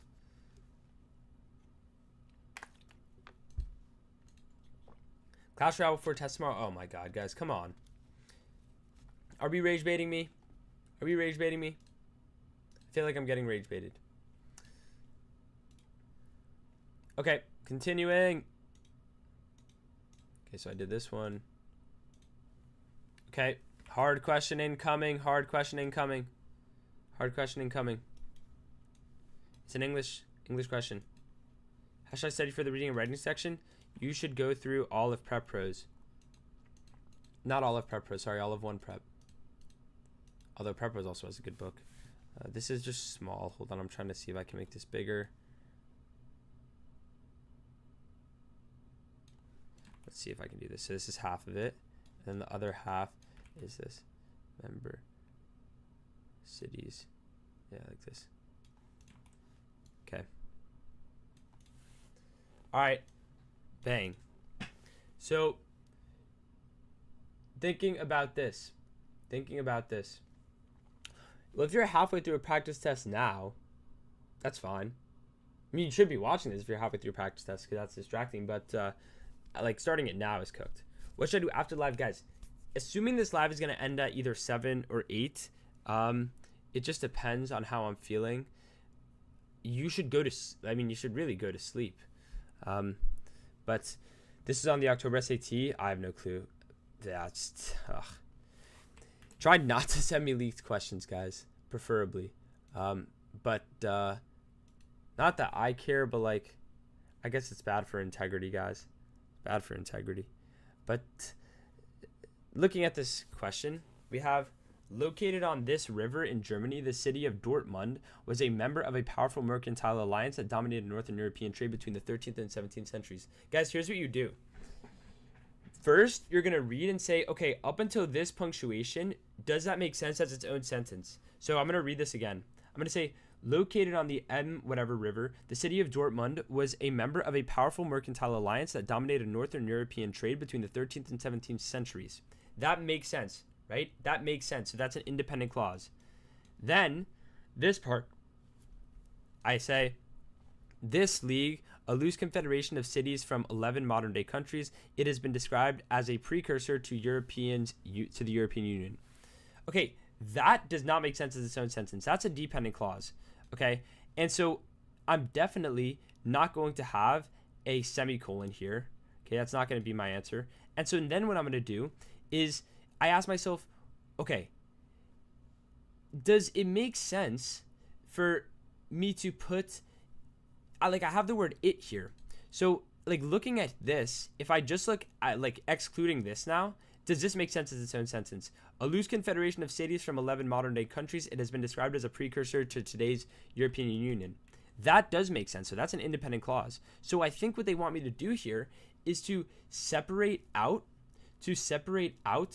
the different, to separate out these clauses, and we're going independent to dependent to independent here.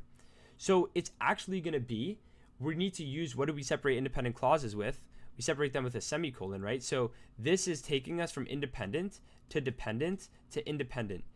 And then like independent would be after this, punctuation, right? So you end up getting this. You guys are all wrong. Holy moly, guys. Come on. All right. Come on. Let's make sure we're right here. So countries, the Hanseatic League, a loose confederation of cities. It has been described as a precursor to, yeah. You guys, come on. I mean, taking a look at this, guys. Taking a look at this. If we had put this, right, either like this or this, that's going to assume that we can cross this stuff out, right? Because this is going to be in a positive phrase, not a positive phrase. Sorry, it's going to be a non-essential clause. And if I just read the Hanseatic League, it has been described as a precursor to today's European Union. That doesn't make sense, right? And so, come on. A dash is going to, it's very similar to a colon, but a dash is used to separate the dependent clause. So this ends up, it's not really a dependent, it's not a dependent clause, but when I say independent and dependent clauses, I use that loosely, as in this can't be its own sentence, or it can. So like this part can, it's just like it cannot, it's just like its own thing. And is it not A for the colon, giving an example? Yes, it could be that, but then the fact that there's a comma here ruins it. It's a comma here and it ruins it. Where would the leaked questions be? Gotta find them for yourself, guys. Come on. Can't be telling you all this. Can't be telling you all this. All right? Cannot be telling you all this. By the way, guys, you want to know a really underrated way to get questions?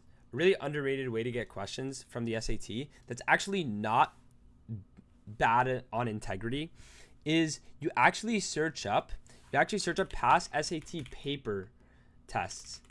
Okay, you search up past SAT paper tests, and if you go to this page, the paper exams used to actually get, I mean, I guess it's a little against integrity, but you used to be able to get your questions back. Like, I can see from my paper SAT the questions I got wrong. And so you can see all of these questions. And what happens is, you notice, I'm just going to go into a random one. Let's say I want to go into like here.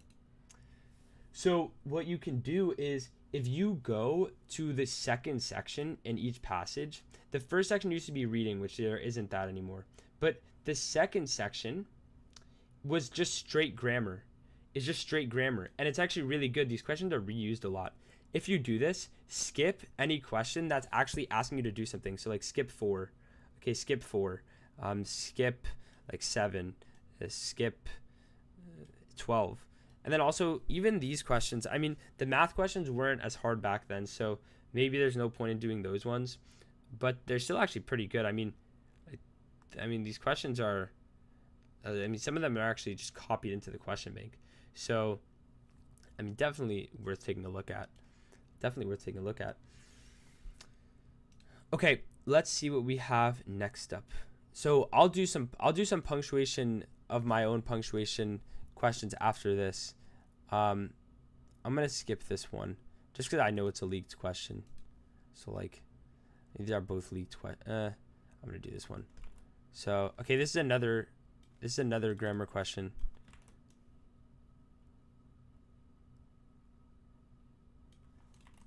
Okay, so we have this, and then if I look at the second half of this, so Australian.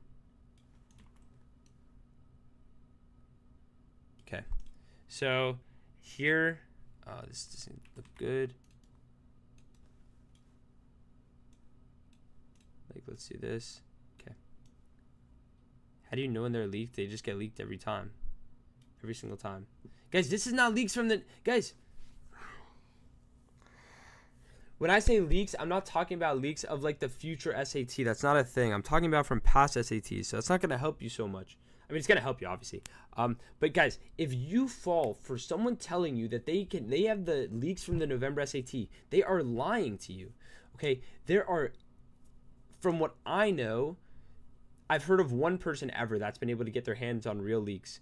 Okay? Other than that, they're all scammers. Okay? Anyway, and don't buy them. Okay? Do not buy leaks ever. All right? Do not buy leaks. You're going to get scammed. Okay, so taking a look at this, what you do again is you say, okay, if I pause at this punctuation, can this sentence make sense? So this person, author of blah, blah, blah, or actually I'll just say this. So this person, author of this, tracks the transnational dissemination of works by author Mary Elizabeth Braddon via the magazine Belgravia. So that makes sense as its own sentence. Then, looking at the second part after, published from 1866 to 1899 and distributed throughout Australian cities of Melbourne, whatever this is, and Hobart. Okay, this doesn't make sense as its own sentence, and so then it's a dependent clause. And so you're thinking, oh, it's either A or D or whatever, but you need to be careful because you look here. There's another semicolon. If there is another semicolon here, I should be looking here and saying, wait, this isn't an independent clause. And usually I usually use semicolons to separate independent clauses. But here I'm not. What's the only other reason I would use a semicolon? Is to separate items in a complex list. And so it looks like I have this being a complex list, or list item, and then I'm going to have this as a complex list item. let's see. So I have this as a complex list item, right? And so that's probably going to help us, right? And so still taking a look back at this then, I have, I have, he published Braden via the magazine. He published from 1990, blah, blah, blah, in Hobart. Okay, so we have, he tracks the transnational dissemination of works by this author via the magazine, blah, blah, blah, published from this, right? This is one whole thing. So he tracks the blah, blah, blah, blah, blah, right? Or no. It's distributed throughout this, right?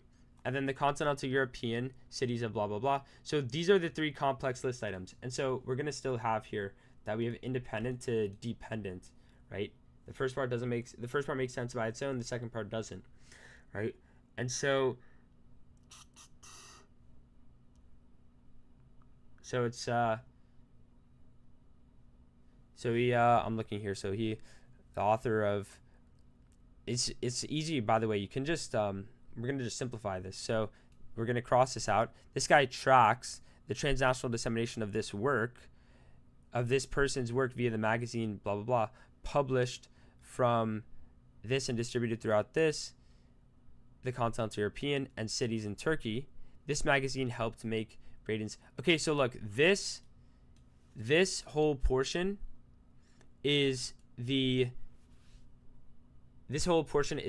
list. And then we have published from this to this. This magazine helped make Braden's serialized novels globally available. So I actually take it back. This is independent. That second part can be its own sentence, right? And so you're going between B and C, right? Yeah. And so it's going to end up being C because you don't want to have another semicolon here, right? I never finished the vertex question. Yes, I did.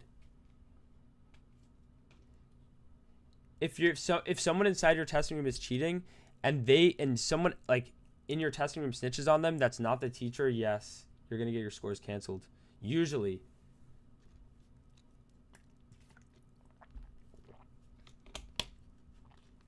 Would you say most of the reading questions are the same difficulty as your hardest English questions? No.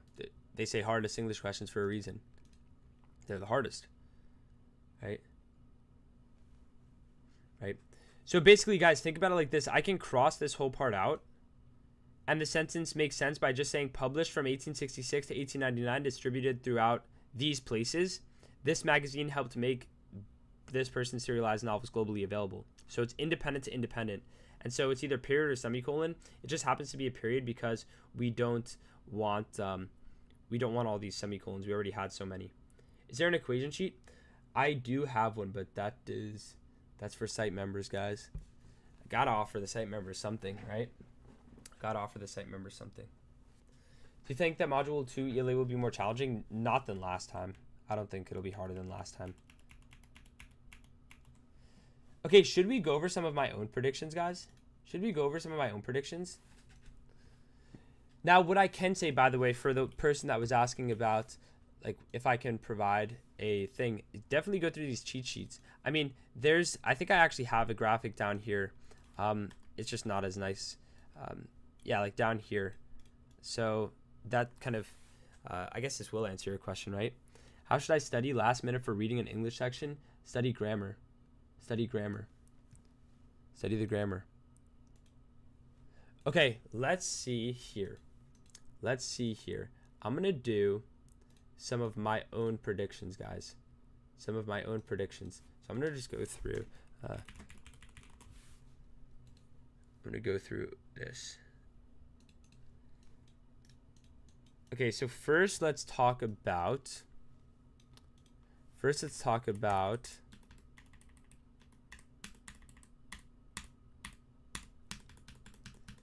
Let's do. You guys should know how to do this. I'll make this bigger, actually. You guys should know how to do no solution, infinite solution. Especially no solution, guys. You guys should know how to do this. Whole math with Desmos? No, you cannot. Can you please show how to solve a question like, and then not the question. How should I study if the last question was low-key hard for me? What was the last question? you should go through Eric. I would go through.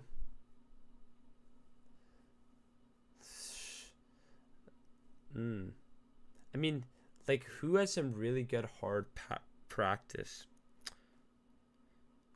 Who has some really good hard practice? I would go through those old English quest sections. I've done, the person that just said the x minus m, I've done those questions so many times online. If you look through my Instagram or TikTok, I've done them so many times. Yeah.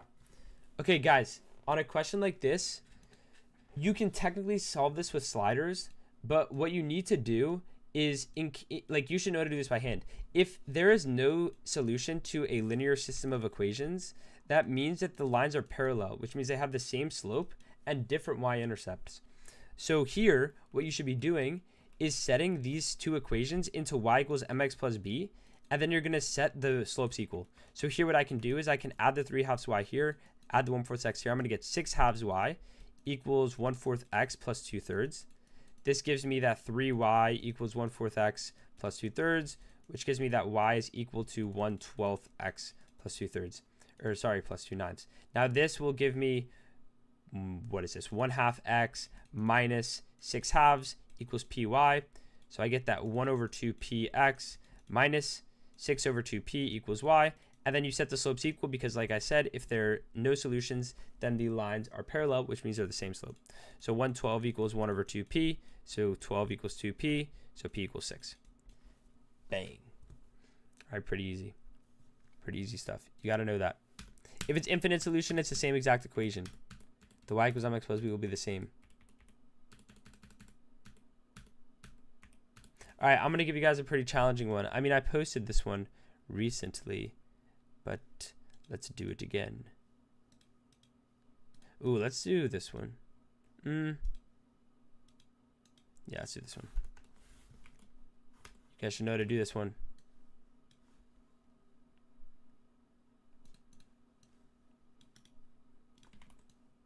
I want to speed run some of these questions. I feel like I go too slow when I'm on live.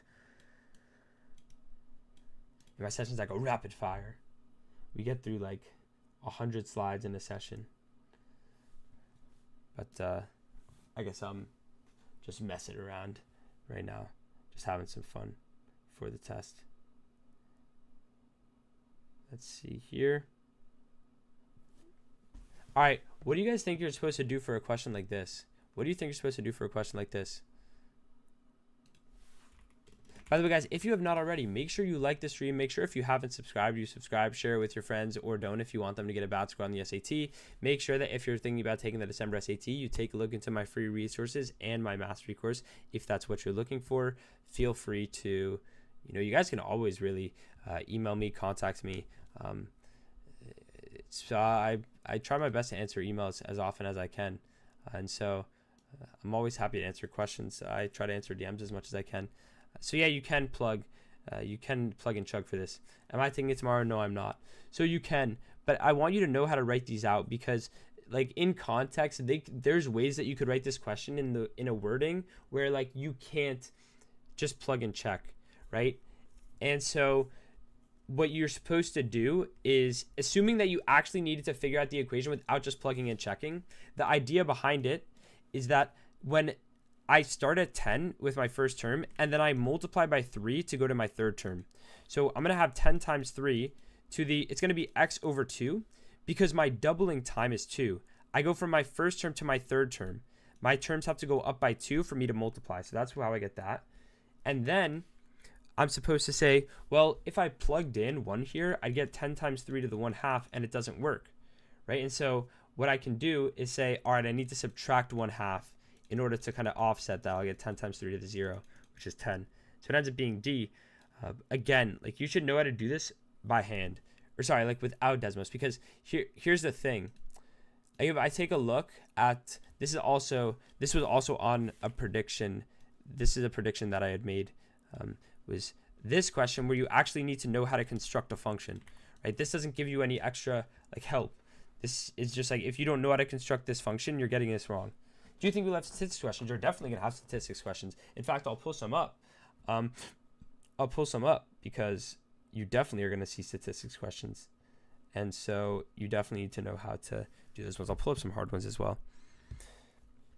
But taking a look at this question, right? If you look at this question, I'm pocket watching my views right now, seeing how many views my videos are at. But so if you look at this question, we're going to have that scientist is tracking a population. Population A starts at 50, so I'm assuming it's A times B to the X. So it starts at 50, and it doubles, so it multiplies by 2 every 6 hours. What you do is you write X over 6. You divide by however long it takes you to multiply. Population B is at 25 and quadruples every 10 hours, so X over 10. How many bacteria are in each population when they're equal? It's going straight into Desmos at that point. Let's see here. So we have this, and we have, what is this, 50 times 2 to the X over 6. And then we have 25 times 4 to the X over 10. And when are they equal? I could zoom out and see that they'll be equal here. And what's the Y value there? It's going to be 1600. 1600. So that's the answer to that question. Dude, I love you. Thank you. Thank you. Pretty good question, huh? Pretty good question.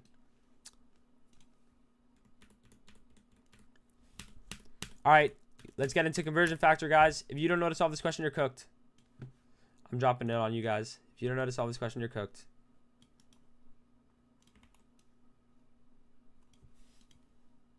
What do you do here? What do you do? What do you do? What do you do? What do you do? If you guys can't solve this, this is not a good sign, guys. This is not a good sign. If you're joining the stream, guys, you are getting a 1600 tomorrow. You are getting a 1600. Like the stream if you want to make sure you're going to get a 1600. If you don't get a 1600, make sure that if you're retaking the exam, you make the most out of the free resources that I have. I am telling you that people are getting 1550 pluses just using those free resources and nothing else. If you think you have what it takes to actually put your mind to studying and you don't need a tutor to tell you what to do, all you need is practice. That resource page will get you there. Okay, that resource page has absolutely everything you could ever need. It's infinite resources. I'm yet to meet a single person that has worked through that whole resource page. Every single thing on there. I don't think anyone has. All right, and if you were to, you would get a very, very good score, assuming that you're not, BSing the practice. Okay, if you fail the test, you're looking for a comprehensive guide to the SAT. Take a look at my SAT Mastery courses where I go over absolutely everything you need to know. All right. You guys can always feel free to message me, email me, anything with any questions you have. I do my best to respond. All right. I get a lot of questions. So sometimes it takes me a couple hours, but it usually never takes me more than 24 hours because I answer them at least every 24 hours. And so taking a look at this question, right? We have a rocket speed is increasing at this rate, and we need to change it to that rate. Here's what you do. First, we write out our conversion factor. So we have that meters to miles is the first thing. So I know that 1 mile equals 1609 meters, right? And now I want to get from second squared to minute squared, and I know that 60 seconds equals 1 minute. Now there's a problem, which is that I need to square both of these because I'm talking about minute squared and second squared. So I get 3600 square seconds equals 1 square minute. Again, you have to square them because that's what it has in the question. Now I write out my equation, 17 meters per meters divided by second squared times, let's get rid of the meters. To get rid of meters, would I multiply by meters or divide by it? I would divide, right? I would divide. And so then I'm going to multiply up here by miles and put the numbers that match up with them. So 1 mile and 1609 meters. And then I need to get rid of the second squared. So to get rid of the second squared on the bottom, should I multiply or divide? I should multiply so that they'll cancel out. And then I'm going to divide by minute squared. And I'm going to have that on the top here, 3600 seconds squared is up here. 1 minute squared is down here. It goes into Desmos. Right, let's figure out. 2 people put 2 different answers in the chat. Actually, yeah, 2 people put different answers in the chat. I wonder which one of you is correct? Which one of you is correct? I'm taking it an hour. Wish me luck. Good luck. You're going to get a 1600. Come back. Tell me how it goes. And definitely tell me how it goes so that I can tell all the Americans how it's going to be. Make sure you go read the news. Get off of this. Don't watch brain rot TikToks. Go read the news. Go warm up your brain. Go do something. Go eat something. And good luck. You're going to do well. Right? I got 0.01. Holy moly, bro. Holy moly. We're cooked. 0.01. That is not a good sign, guys. If you got 0.01 here, that is not a good sign. Times 3600 divided by 1609. It's going to give me 39 point something. So you were all wrong. You were all wrong. Very, very, very good. All right. What do we do next? Let's take a look. Scale factors we already talked about. So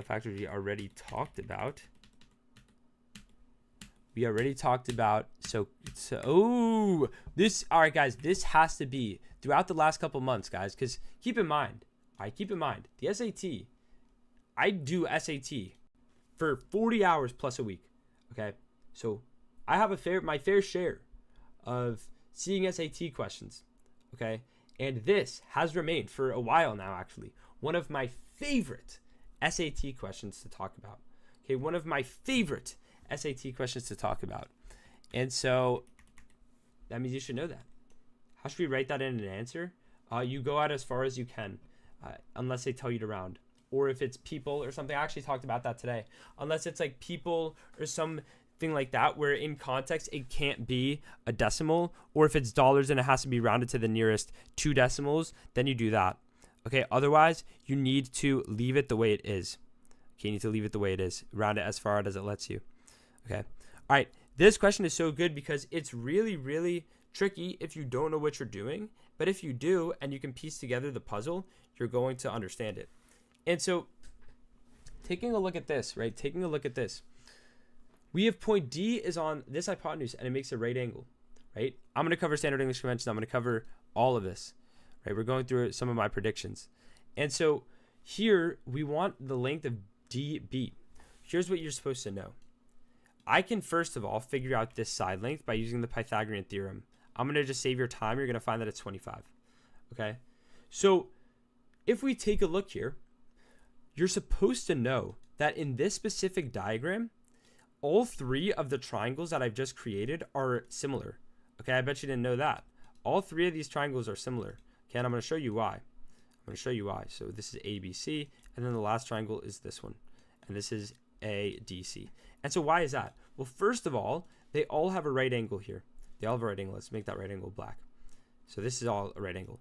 And then if I look at this one, they both have angle B. And if I look at these 2, they both have angle C. And so it looks like this one's just, so it looks like they're all similar because these 2 have the same angle and these 2 have the same 2 angles. So once you have 2 angles that are the same, they're similar. So that means that these 2 are also similar, the left and the right. So this is missing a blue angle, and this is missing a purple angle. And so if I want to find the length of DB, I'm thinking to myself, well, I know that this is 15, right? I know that this is 20, this is 15, and this is 25. And this is, let's call X. That's what I want to find. You have to use your equation of small over big equals small over big. Basically, you're going to take a small side, or a side in the smaller triangle, so this one, that can correspond to another one, and it's all about what angle they're across from. So the small side of 15, that's across from the right angle.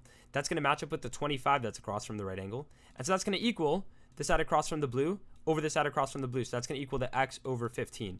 You end up getting 225 is equal to 25X. So what does that give you? That's X is equal to 9.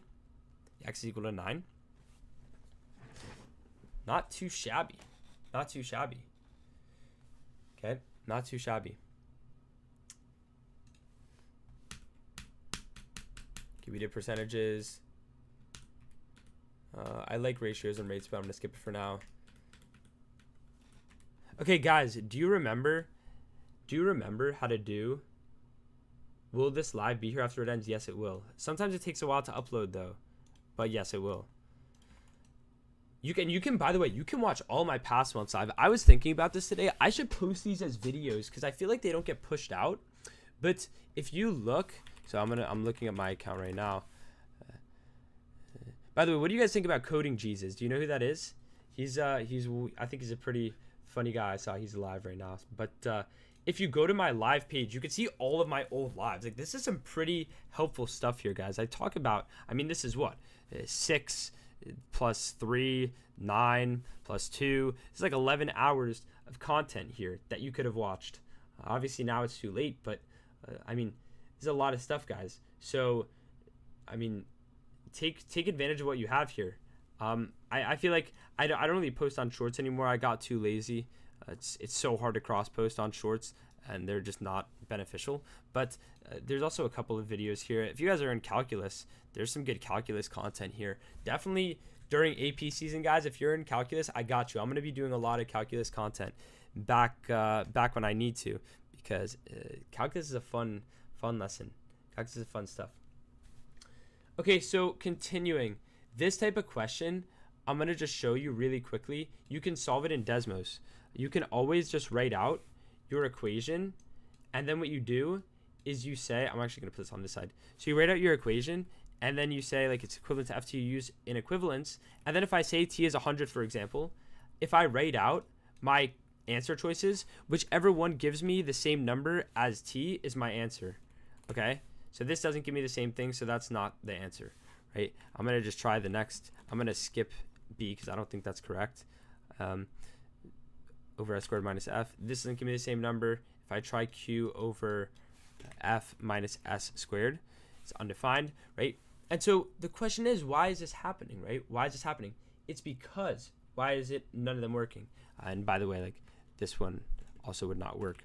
S squared plus Q minus F, right? Why is it not working? It's because they're telling me that these are equal to 1 and 0 and 1. You don't like when they're all equal to 0 and 1s. That's not good. So what you do is you just define another one of them. Let's say S equals like 10.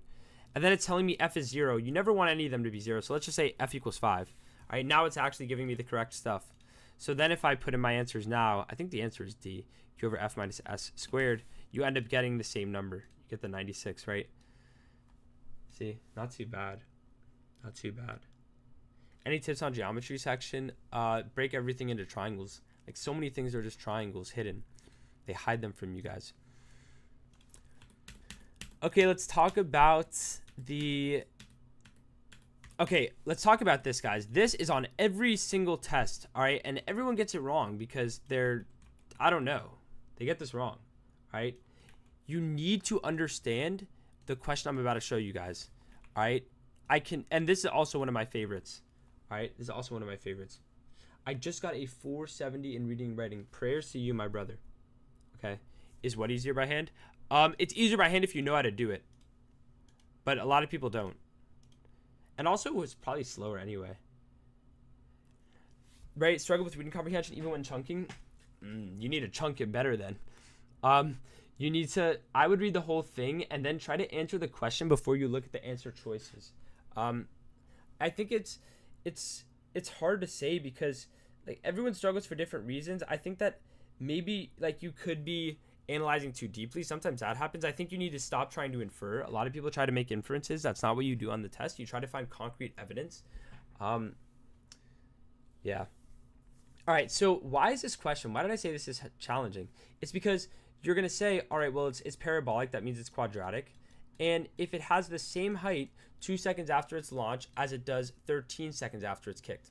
Right? And we also have that it's at the point of 11, 44. 11 seconds after it's at 44. We also technically know it's at 0, 0. And so what we do is we're like, all right, we're going to plug this into Desmos, into a table. We're going to put in the 1144. We're going to put the 0, 0 in. We're going to click this, and we're going to click quadratic, and it's going to give me my graph. And then it's like, wait, this is not my graph. It's supposed to open down. It's supposed to look like a ball going in the air, so it's supposed to open like that, and like that. And it doesn't happen. So why? It's because I need to write it in vertex formula. If you only have 2 points on a quadratic function, you must write vertex formula. So how do I do that? What you do is you say, well, it told me that my f of 2 equals my f of 13. And what did I just tell you guys? I told you that when I have 2 points with the same x value, the same y value, then the h value, the x value of the vertex is the average of the two. So 13 plus 2 over 2 is equal to 7.5. So I have a times x minus 7.5 squared plus k is my equation. Okay, that's my equation. And so now if I go in Desmos and I type out y1 is equivalent to a times x1 minus 7.5 squared plus k, all of a sudden it gives me the correct equation. All of a sudden it gives me the correct equation, and the maximum height becomes 56.25. 56.25 becomes the maximum. Now, another way I could have done this is you could have said, well, if I know that the average has to be 7.5, then if I take, let's say this is 0 comma x, right? I take another point with the y value of 0. Then that 0 and the x need to average out to 7.5. So the x here is 15, right? The x here is 15.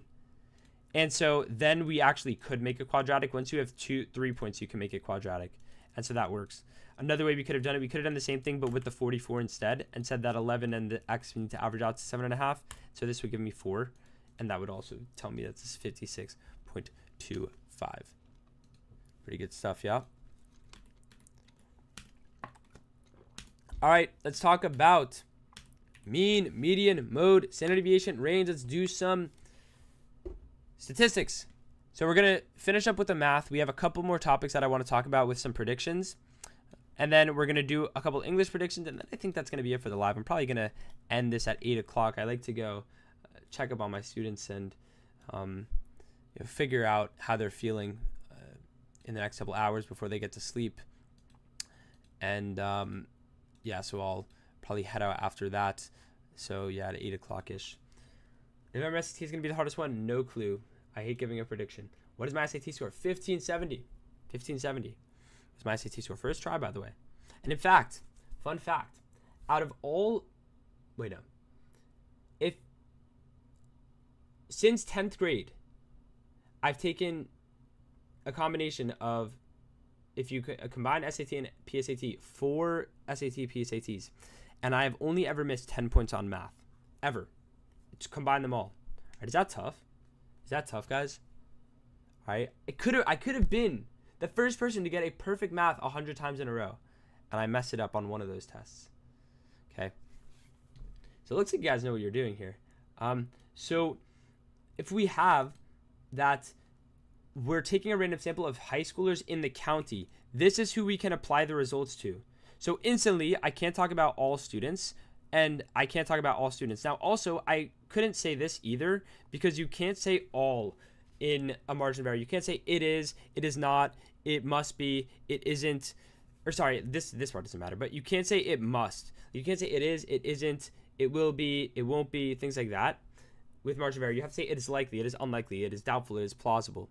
And so with this question, what is it plausible that? Well, if my margin of error is 3.34, and I go up 0.5 to 3.84, and I go down 0.5 to 2.84, that's what this means.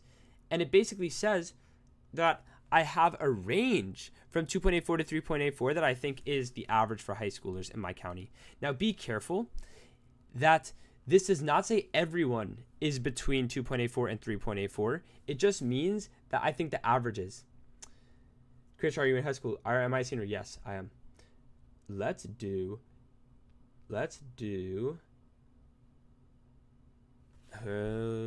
Okay, guys, I'm about to drop a question that is sauce that could show up that I didn't post online.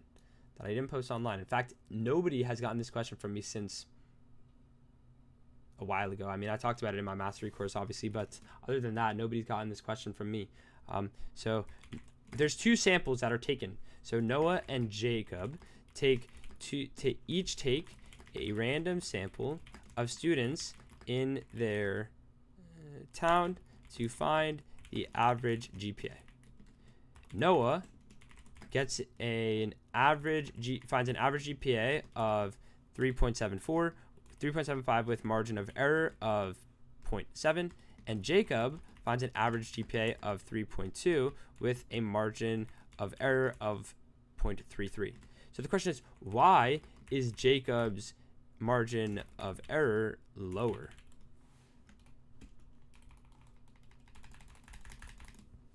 Why is Jacob's margin of error lower? It depends on the material deadline, if you can send it later. For some colleges you can, for some you can't. Is my application stacked? I hope. I sure hope, guys. Guys, if I get into a T5 school, I'm serious. You guys can hold me to this. I will drop a $1,000 scholarship. I'll give a random person a $1,000 scholarship. We'll get Tutor by Design to fund a scholarship.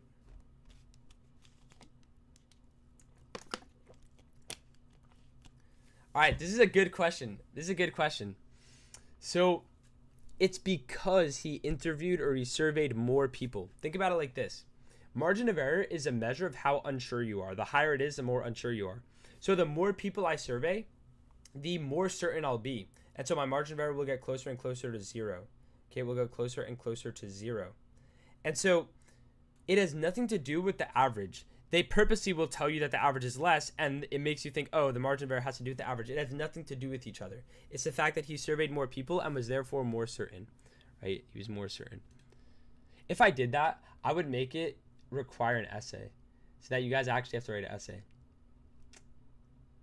Yeah. I've really been thinking about it. There's a lot of students that need financial support. I thought maybe I could do a little bit of help in the world, right? But let's take a look at scatter plots. How high yield are margin of error questions? Maybe like 0.75 on every test. On average, 75% chance of you seeing a margin of error question. Of let's say 85% chance. Okay, which of these equations models this? Instantly, you should know that it's not A or C, because you know that it's not going to be the one that has a positive, right? It's not going to be the one that has a positive. So what I'm thinking you should do at that point is literally just put it into Desmos. Put a couple points into a table, okay? I'm going to put in the point here. It looks like I have the point 2,790. You don't have to be exact. And then I have the point of here, let's say it's like 6, or let's do like 8, what is that? 8,805. This looks like, so this is 8,805. This is 6, like 805 as well. 805 as well. And this is going to be what? 10,770. Write this quadratic because I know it's quadratic, and then it's going to tell me that my b is positive here. Okay. It's not positive because it opens down. Well, I do this for the December SAT. I do this every single month. Every single month, guys. Every single month. James Liu dropped a good reading video recently. I know that. He dropped a good reading video. Smart man. Dropped a good video recently. I checked out a little bit of it. Wanted to see what he was saying. Okay, let's continue. I'm going to skip constants ones because we've done them too many times. All right, guys. Let's see. We're almost done with these. Okay, guys. If you get a question like this wrong, you are absolutely diabolically destroyed. All right? You're disowned. Okay, you're disowned. You're disowned. Okay, you're disowned. No, not James Reed. James Liu. James Liu used to follow me, and then he unfollowed me, guys. So I guess we have beef, but nah. Am I cooked if I don't know what regression is? Probably, I'm going to be honest. Not cooked, but you're not going to get a 1600. I mean, you could get a 1600 without knowing regression, but it would be very hard. All right, guys. If you get this question wrong, that is disastrous. And so many people do. That's the thing. So many people do. And so the question is here that what we need to do, go over constants. I actually just skipped over constants. We've done them so much. Like throughout the whole stream, I've done a lot, like all of them. For learning Desmos, I mean, my courses are the best for learning Desmos. But I mean, James has a pretty good Desmos video as well. So many people have free Desmos courses. So I mean, if you're not looking to spend money, like I feel like almost every SAT tutor has a free course, which is ridiculous. I don't have a free one, but let's look. So, all right, guys, you guys are disappointing me. Why are most of you telling me that it's B? Why are most of you guys telling me that is B? Guys, no good. Holy moly. Holy moly, guys. Holy moly. Oh my god. All right, you guys must be rage baiting me, guys. I'm gonna walk out. Guys. Come on. Here. This is what we do. An amusement park charges $75 for each of the first 7 students and $55 for each additional student. What is the equation? Here's what we have to do. For every single student, we're paying $55, right? So that's going to be our x. Our x is always going to be that second slope. Now, our slope's always going to be the second number. But then our b is the difference between the two multiplied by however many times we used it. And here's why. Think about it like this. I pay $55 for every person, but I pay an extra $20, for the first 7 students. For the first 7 students, I pay an extra $20. And so that is why I get this function. I pay $55 always. And for the first 7 students, I pay an extra $20. So it ends up being A. Come on, guys. Come on. Come on. We got to get that right. You have to get that right, guys. That is no good. It's no good. No good. No good. Hold on. Y'all, it's Deca month right now. Did y'all know that? Are y'all's chapter locked in for Deca month? If you're not in Deca, you don't have aura, guys. If you're not in Deca, you don't have aura. All right, you gotta lock in Deca. Okay, let's do.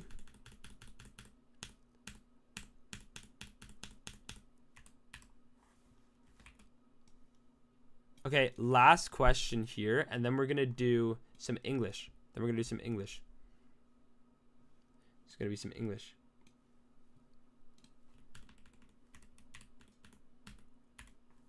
Guys, do I rock this question? Do we do these 2 questions and then we head over to English? I'm an international finance list too, y'all. I'm locked. Your chapter got banned from Deca? Oh my god. Guys, I'm the president of my Deca chapter. Bro, my Deca chapter is locked. But y'all are going to see me at ICDC. If I don't qualify for ICDC this year again, I'm actually a failure. I mean, last year was easy, dude. Last year, we got cooked on the test because we didn't study. And then we got like we got like a 95 on our role play at internationals. And then at states. And then at internationals, we actually studied and we got like an 85. And then I did cover a little bit of trig earlier in the stream. I did I did unit circle actually as the very first question. Okay, let's do the right one first.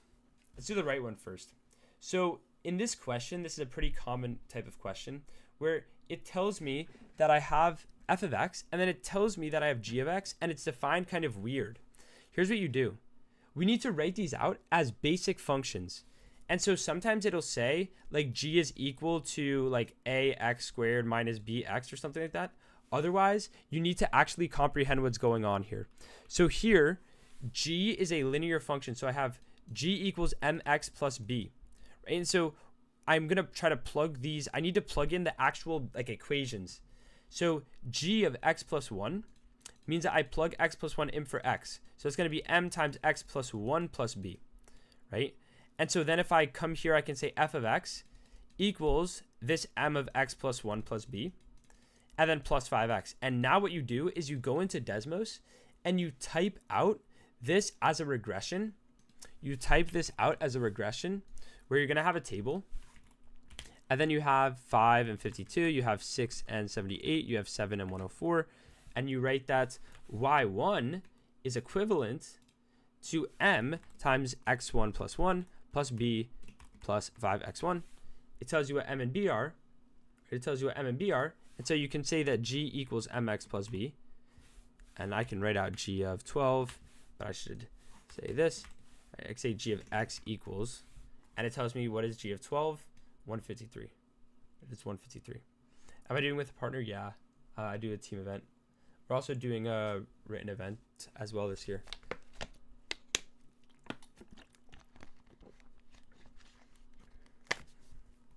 Very common question, guys. Very common question. Okay, this is the last one we'll do for the math, and then we're gonna head over to some English. Then I'm gonna get out of here.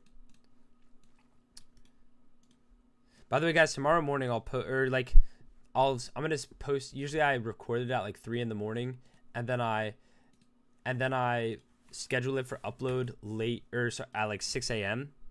But I always record a video of how the international students say the SAT went. So check on that in the morning if you are online. Okay, so let's take a look at this. How would you do this question, guys? How would you do this question? So here's what we do.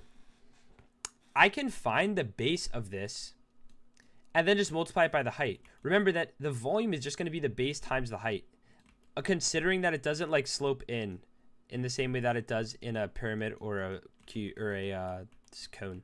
So how can I find the area of this six-sided shape? How can I find the area of the six-sided shape? Well, what I can do is if I have this, then I can say that I can split this six-sided shape. You always split them into triangles. And what you do is you say, all right, well, I'm going to make 6 angles here, and these angles will add up to 360. So what are each of them? They're each 60. Right? And so then what I can say is I can say that and by the way, this is 34, and in this, these are the same. The distance from the center to any point on the circle is just the same, right? Or sorry, the distance from the center to any point on the vertex, so any of the edge points. And so these are the same, which makes this an isosceles triangle, which means that these angles are the same because they're across from the same sides. So they're also going to end up being 60. So in this specific one, we get that this is an equilateral triangle, which will help us. In the case that that's not going to happen, for example, if this was 5 sides, you would get that it would be 50, it would be 72, and then these would each be 54. Then what you're going to do next is you split this. I'm going to just take this one triangle, and it's 34, 34, and 34. And then you split it into a triangle like this, and this becomes a 60, a 30, and a 90. So you can use 30, 60, 90s. In this case, you split it this way, and it becomes 36 and 54. You would use SOHCAHTOA here. But here, if this is 34, this is 2x. Remember that across from the 90 is 2x, and across from the 60 is x root 3. So x is 17, so this is 17 root 3. And so why is that important? Because the area of this triangle is going to be 1/2 base times height. So 1/2 times the base of 34 times the height of 17 root 3. And then if I'm looking for the whole thing, then there's 6 of them, so times 6. And so this is what the base is, right? So the base is going to equal 3 times 34 times 17 root 3. And then if I want to get the full volume, I just multiply it by the height, right? So then I times that by the height of 22. And you end up getting, like if I do 3 times 34 times 17 times 22, you get 38148, and then you have the square root of 3 attached to it. So it's B. Someone said, if I got 1350 for trying to study in October, what do you think my max score I can get this month is? I have no clue. Did you study this month? Guys, if you're in the stream right now, you're enjoying the stream, like up the stream. If you are not locked in, it is okay, because before the next SAT, you can lock in with me. Use my resources, message me, email me, use my mastery course, use my other courses, whatever the case is. Watch these YouTube videos. There are 11 hours of live streams on this YouTube channel, plus a ton of videos. All right, I'm telling you, the more effort you put into the SAT, the more you will get out of it. It is one of the only exams that ever happens, right? In a class exam, you're going to get 100 anyway, 90 anyway, because of grade inflation. The tests aren't that hard. But on the SAT, you actually have to put in effort. And so if you don't, you're going to get cooked. And so please, please, please, please lock in. Okay, please lock in.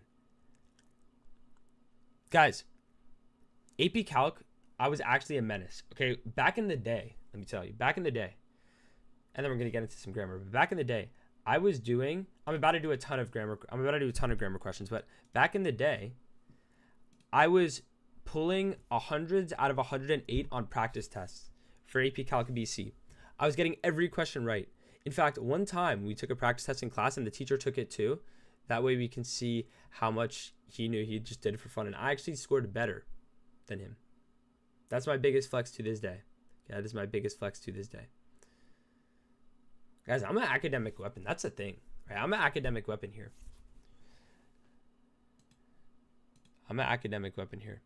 Make sure to like the stream if you're an academic weapon. All right, let's take a look at some of these questions that I want to talk about. So let's start off with some regular grammar questions. So first of all, let's do the it-they test. So I'm going to, I think I have to move this. It's like too small. I'm going to move this. Okay, that's where I'm getting all my questions. So let's do this one. Let's do this. Okay, so what do I do in a question like this? What I'm supposed to do is, what math am I in? I'm in differential equations right now. How much time should I spend on questions, on English questions like this? You should spend if you're doing the English last, which you should, so if you're doing the grammar first and then the vocab, you should have about 20 to 24 minutes left for the reading section.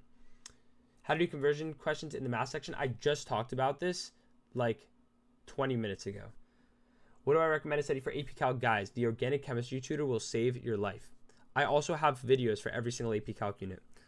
The first 2 units are buggy. Is it a red flag for college if you have a low SAT and a high GPA? Extremely red flag. That means that you have a school that's inflating your GPA. I have a low and weighted GPA, but I'm confident my test scores can match 4.0s. That's a better thing.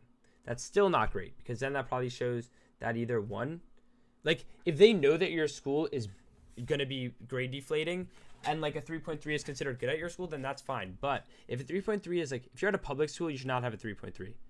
Okay? You should not have a 3.3. How do you do which expression is not a factor of? Do I really want to get into that? This one, I thought I was done with math. I'll do it at the end if you remind me. Otherwise, I'm going to forget. It's the best way to do the questions with a bunch of constants. There's so many on my past SAT question type. Also, if you go into the SAT question bank and you go into the equivalent expression questions, those have a lot of constants. Okay, let's get into this. How do we do a question where we have the same exact verb? You're going to do the it-they test. So you're going to ask yourself, what is doing the verb here? So what is deriving? It is the word stockade. So it's it. So it's it derives. That's what makes sense. It's not always going to be connected to the word here. Here it is, though. Okay, remember that this doesn't work for gerunds, as in if you have the word ing lasting by itself, that's not going to work. It's also not going to work if you have an infinitive, which is when you have the word to and then a verb. Okay, so let's look at what we do in those questions. I'll get up another example. In those examples, what we're going to do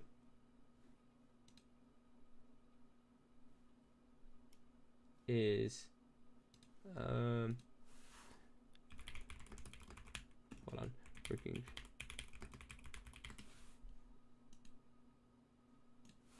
SAT question.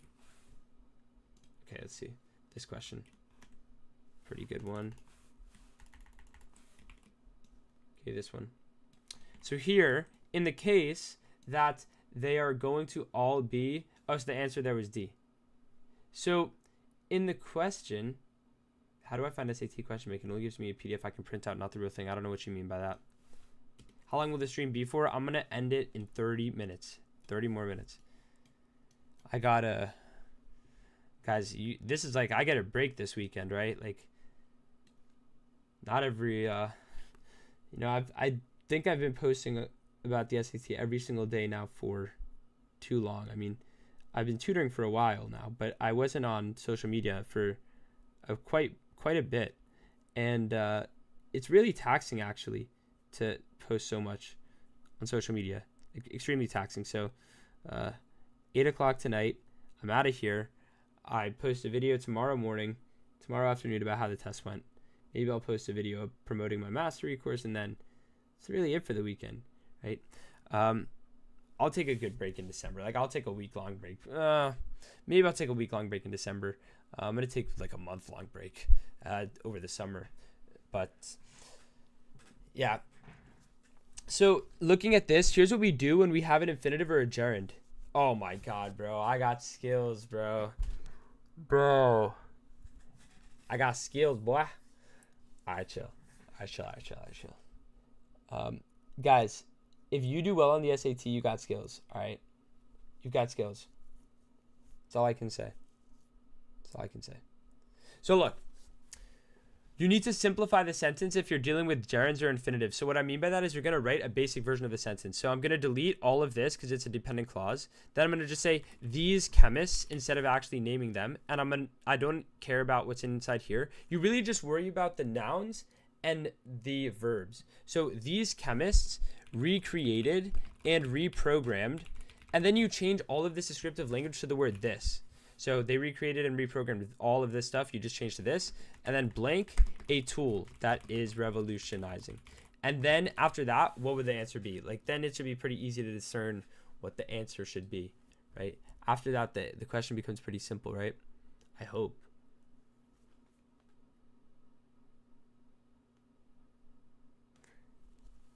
Yeah, you just put that question in Desmos, guys. But, so looking at this one, like, you would say they recreated and reprogrammed this to forge a tool, right? To forge a tool. That's all you have to do. To forge a tool. Desmos are attacking like a mirror. It's supposed to. Desmos is supposed to act like a mirror there. Because it can only be positive. So whereas the regular function, so let's just say we have this. So whereas a regular function would just keep like it would, see how it would just go like this? An absolute value doesn't do that. It's positive always. So yeah. So then when does it equal 12? So I could say y equals 12 and look at when they're equal. So -9 and 0. Or I could just say it equals 12 here. And I can look at when they add up. So 15 and -9, right? Where are tips for the reading section? I literally just posted a video today about my tips for the reading and for the grammar. Okay, 3 verse 1 didn't read the text. That's why you have to read the text. You're cooked. Y'all are cooked. All of these rules are such disasters, guys. I dare you to go through all of my stuff and ever find me giving you a tip that's like, if you see this, it is always the answer. Okay, you want to know the reason why people do this? Why they lie to you? It's because of emotional intelligence. They know that when they say this, it's going to make you care about what they're saying. Because if I say this is a convoluted, this is a challenging way to figure out a question. This question is not that easy, as opposed to saying, oh, you could do this and you're going to get it right 75% of the time. And then you're going to get it wrong in the SAT and you're never going to know. So it's not like you can blame me for you getting it wrong. That's what they do. They lie to you. They all lie to you. Right? These people are liars. Right? People online are liars. Right? The social media has made us very gullible. Very gullible. We believe everything we see. These people want to make a quick buck. They want to push you onto their site and they want to get you to think that they're right and they're not. And so they lie. And so that is not a good rule, the 3-to-1 rule. Anyway. Looking through the rest of this, let's do clickbait is why I hate a lot of SAT tutors. Yeah, I mean, I clickbait sometimes too, but I don't clickbait with fake rules. All right, that's ridiculous. Like, I don't clickbait with anything that's gonna get you questions wrong. I clickbait with like, this is the hardest SAT question, or like things like that. So this question is really good. It's subject modifier, and so remember when we start the sentence by describing something and then have a comma, we should have right after that a subject. So we say, what was I just describing? And then we have a verb. So here, if I say ice IH, that's my subject, and then differs, that's a verb. Ice IH, that's a subject, contains is a verb. So both of these are right. The lack of, that is not defined by a disorganized molecular structure, so that's wrong. And then amorphous ice, and then lack, so that's subject and verb, that also works, right? And so we're like, wait, 3 of them work, so what am I supposed to do?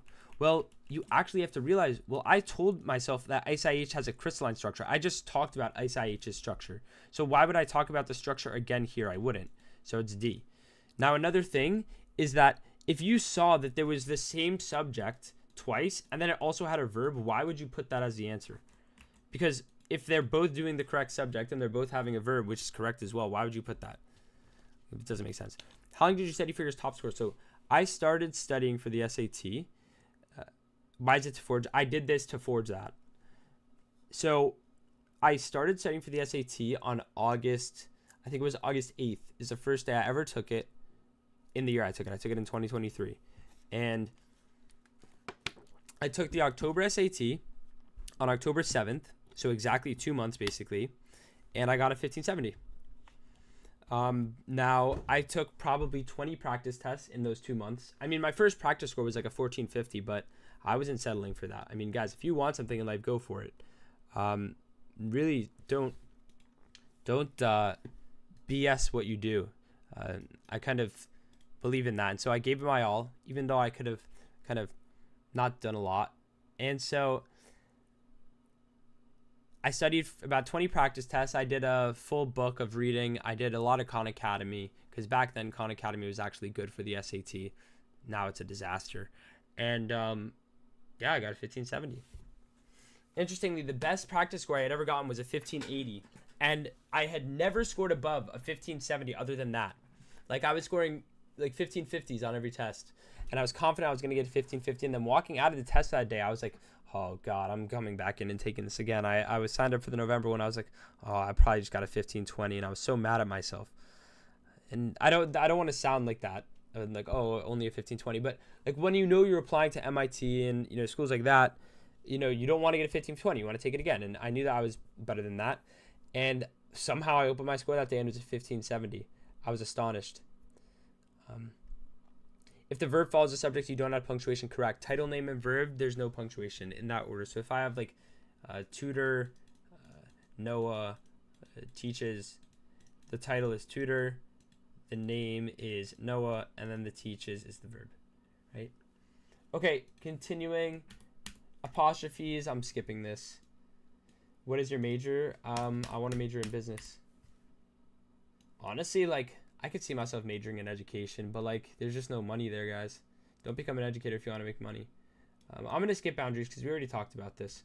But this one's very, very, very similar to one that we did earlier in the live stream, and most of you were confused. So I guess we'll do this one, and then we're going to go into, I'll do like 1 or 2 reading, and then I'm probably going to start closing out the session because, I mean, listen, it's challenging out here. It really is mentally taxing to do these live streams for 3 hours long.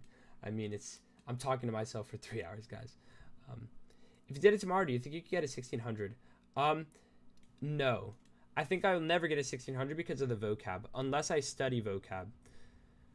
I think that I'll get every other question right, but I also think that sometimes people make mistakes. I mean, like, I can make a mistake on a math question and I lose 10 points, or I can make a mistake on an English question and I lose 10 points. And that's really the problem. Once you're at a 1540, there really is no difference. If you have a 1540 and you're retaking the test, I don't know what you're doing. You're a disaster. You don't got skills. Sorry, that sounds harsh. But what I'm trying to say is, like, after that point, it's just luck. Like, sometimes, you know, even the best tutor is going to get a silly question wrong, right? Like, and so, yeah. Eventually, I'll get a 1600. I'm going to take it again in March. Some of the tutors online and we were talking about maybe we'll do like a wager of who could get the highest score, which will obviously be me. But no, I'm kidding. But yeah, it just depends. I hope I'd get a 1600 if I took it again, but I would definitely get close to it. Like, I would get a 1550 plus. Alternating between math and English, yes. Okay, so taking a look at this, and you could even do both of them together on some days. Like, so, okay. When in 2018, scientists in Germany discovered a fossilized brittle star with 3 thick spine-studded arms positioned 3 thin, undeveloped ones, they found something never before seen in fossil record. That's independent. Now, what I'm going to actually do is I'm going to not worry about this. And I'm going to see, if I start from here, does that make sense? If I say, in clonal fragmentation, a type of asexual reproduction, an animal splits itself in 2, each half then regrowing its missing limbs, just what the brittle star was doing. That's also independent, which means I actually think it's going to be D. I'm going to have this being a period here. That's what I was trying to do. I was trying to find if there's a period here. And so there was this period, and then evidence of cloning. Why is it a colon? Because I said they found something never before seen in the fossil record, and then I explained what I was talking about. I introduced an idea of something, and then I explained what I'm talking about, right? Am I cooked? My strat for English is if it sounds right. Yeah, you are cooked. It should have a speedrun version for y'all. No. I mean, the hardest part about the SAT is pacing and like not getting bored. So, yeah, definitely not. So, okay. I mean, is there even a point of doing reading comprehension? The reason I hate doing reading comprehension passages is because, like, it's just, I mean, it's just, it depends on the passage. Like, you can't take anything away. Like, you were just able to take away an exact strategy to solve a grammar question, right? You determine if it's independent to independent, and that can be applied to other ones. But for reading, it can't. That's why reading is the hardest part, because it can't be applied to other things. Like, it's this one passage. Do you understand this one passage or not? Don't the dashes sandwich? This is not. The dashes don't have to sandwich. They can, but let's see. Where is it? And you wouldn't want the dashes anyway, because you need a period there.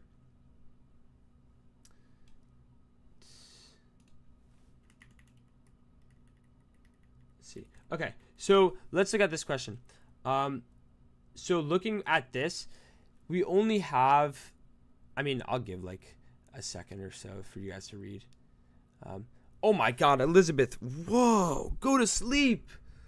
Are you able to block someone on YouTube? Should I block you so that you can't watch? You really got to go to sleep. I'm not actually going to block you, but you really got to go to sleep. That's not good, guys. What the heck? Oil up. What? Guys, the SAT is getting to y'all. What is it? What is going on here? All right. What is going on here? This question's actually from a document that this guy, I don't know what his name's, SAT, I don't know what his name is, but this guy, I mean, he's written, these English questions are really good. Yeah. Do not do that. I actually recommend to not drink any energy drink, but if you need it, that's fine. So how do we do this question? We want to support a hypothesis. So it says some herbicides contain copper oxide nanoparticles, which can leach into waterways and soils via wastewater. In a 2012 study, these people found that CuONPs can accumulate in the bodies of New Zealand mud snails. This CO2 or this CuONP can accumulate in New Zealand mud snails. Bioaccumulation of manufactured nanoparticles may be inherently worrisome. It has been hypothesized that CuONP bioaccumulation in invertebrates could serve a valuable proxy role. So proxy role is like, it can help us determine what something else is. Okay, so like by proxy, as in like, if this is high, I can just say that thing is high. Obviating the need for manufacturers to conduct costly and intrusive sampling of vertebrate species like this, commonly used in regulatory compliance testing for nanoparticles bioaccumulation, as environmental protection laws currently require. So basically, it's saying CuONPs accumulate in the bodies of these mud snails, right? And we could be allowed to, or we could check invertebrates, because we're able to say that if invertebrates have a high, amount of CuONP, then so does these mud snails. And so how could I support the hypothesis? I would try to find something that says basically, if I know that one is high, the other is high, or something like that. Or like they have similar levels. And so, or they have the same levels, right? And yeah, what do you guys think that is the answer? Like if I tell you that, I mean, you should know what the answer is at that point.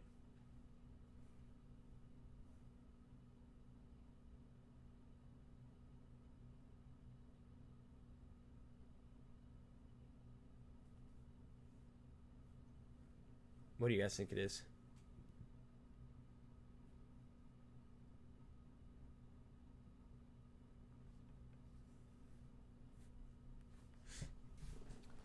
I'm cooked, chat? Nah, you're not cooked. A? No. Managed to get a 3 on pre-calc? Oh my God, you're cooked. No, you're not cooked, but that's wild work. So yeah, it is D. Right, it is D. Question yourself, would you have gotten that right if I didn't basically hand the answer to you? Would you have gotten that right if I did not hand the answer to you? Also, I realized that my stream is like 2 minutes delayed. All right, my stream is like 2 minutes delayed, which is not fun. I'm gonna have to fix that next time. I usually isn't this delayed. Maybe that's why I feel like I'm talking to myself. But okay, let's do this for the next 15 minutes. I'm gonna just answer questions that are getting sent to. I'm just gonna get answers that are sent to my email. I'm just gonna answer questions that are getting sent to my email. So I have a question here. So let's do this. Why is it not letting me? So email, it's right here. It's right to your right. It's to your right. If you get a 1500 on this 1520 on practice test, I don't know. Between a 1450 and a 1550, you're in the waiting room. Good luck to you. You're getting a 1600. You're getting a 1600. Let me know how it goes. Guys, DM me after the test. I want to know how it went. Right? I want to know how it went. I want to know what types of questions you guys saw, right? Because I want to know what I need to help you guys more with, right? So, yeah, like that's the if you guys want to help me help you, after the test, write down a list of question types that you saw. You don't need to tell me the exact question. In fact, you kind of shouldn't, because like you're not supposed to. And send me the types of questions. Oh, I saw scale factor questions. Oh, I saw blah, blah, blah. That way I know what you guys need. Okay. All right. So for this question, this is actually another vertex form question. So again, guys, email the email on the right of me to the left of me. It's to my right. Yeah. Okay. Anyway, let's do this. So we have the rock is thrown from 17 meters. So this is the point. Wait, you probably can't see actually. Yeah, I'll move this down. Okay, so the rock is thrown from 0,17, and it reaches a maximum height of 20 meters above the ground 3 seconds after it's thrown. So 3,17, or sorry, 3,20, and that's the vertex. So instantly, I'm going to say this is a times x minus 3 squared plus 20, and I want to find when it's at 9. And by the way, this is the vertex formula. You have to know the vertex formula. And so what I'm going to do is I'm going to come in here and do a table. Right, I'm going to do a table. And so then I'm going to write out a 0,17 and a 3,20. And then I click this and I click quadratic. And then what happens? It doesn't work. The reason why is I need to write out my own regression. Y1 is equivalent to a times x1 minus 3 squared plus 20. And then when it's at 9, what is the height? So x equals 9. It's at 8. Could we take the December SAT if this goes wrong? Yes, you can. Yes, you can. Guys, I can't answer leaked questions that you send me. I mean, like, bro. Because I don't know when these are from. Like, ugh. I don't want to do leaked questions from sources that I'm unsure of. Guys shouldn't be using leaked questions, guys. It's against the rules. Think about it. Tyler, if you have a specific one you want me to do, send it to me. I'm answering questions that are getting emailed to me right now. Okay, so we have a pickpocketing report. I've never seen this question in my life, actually. So it'll be an interesting one. Okay, so we have, let me actually make this bigger.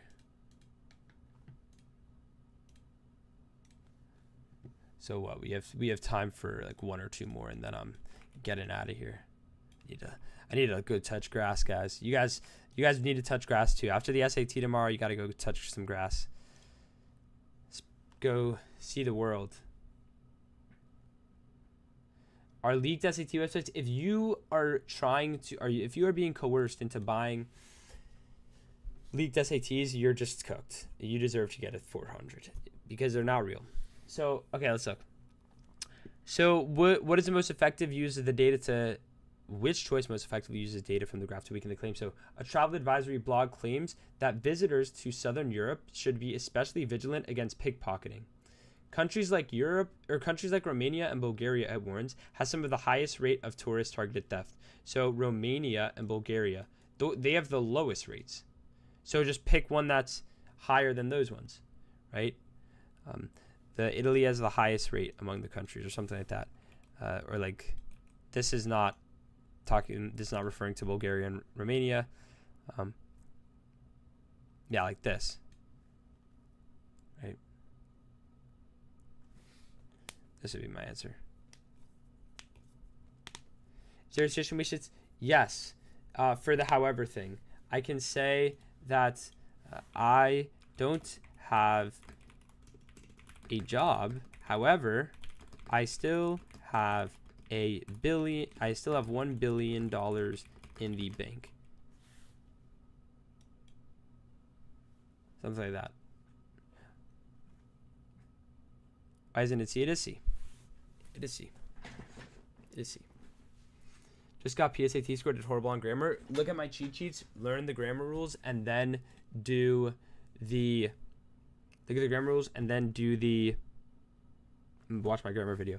Okay. If you haven't sent a question by now, I think I'm full. Or actually, I could probably do like one that gets sent to me. I'm going to do this one that got sent to me. And then I'm going to do this one about DPTA. So, okay. Taking a look at this. How many integers solutions exist? So let's solve for x. You basically solve these separately. So what you can do, I'm just going to do this in one foul swoop. But you add 1 to all 3 of them. So you get that -3 is less than or equal to -2x is less than or equal to 3. Or just less than 4. Now, I'm going to do these separately because you have to know something. So if I divide both sides by a negative to get this, you have to flip the signs. So basically, this becomes as greater than or equal to x. You have to know that. It's actually something that a lot of people don't know. If you divide both sides by a negative number, you have to flip the sign. Okay?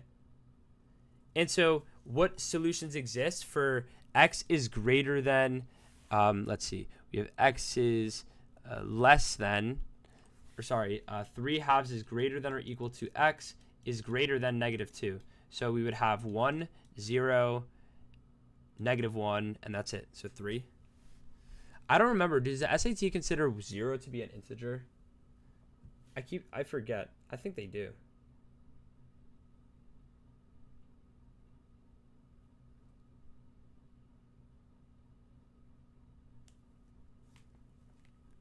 All right.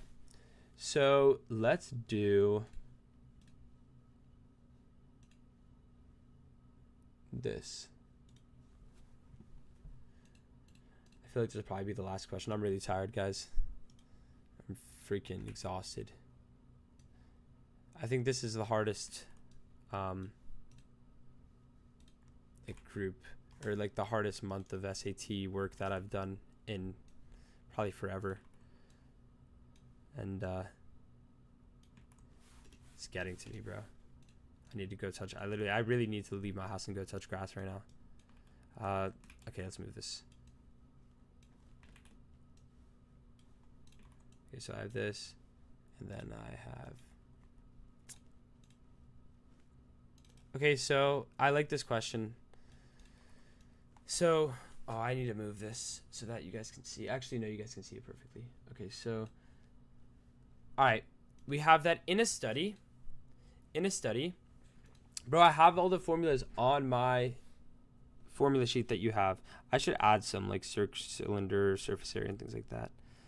That's for another time. But okay, so in a study of how high yield are inequality questions, like, I mean, most of them are usually easy. Most of them are graphing. And so like those ones are pretty high yield.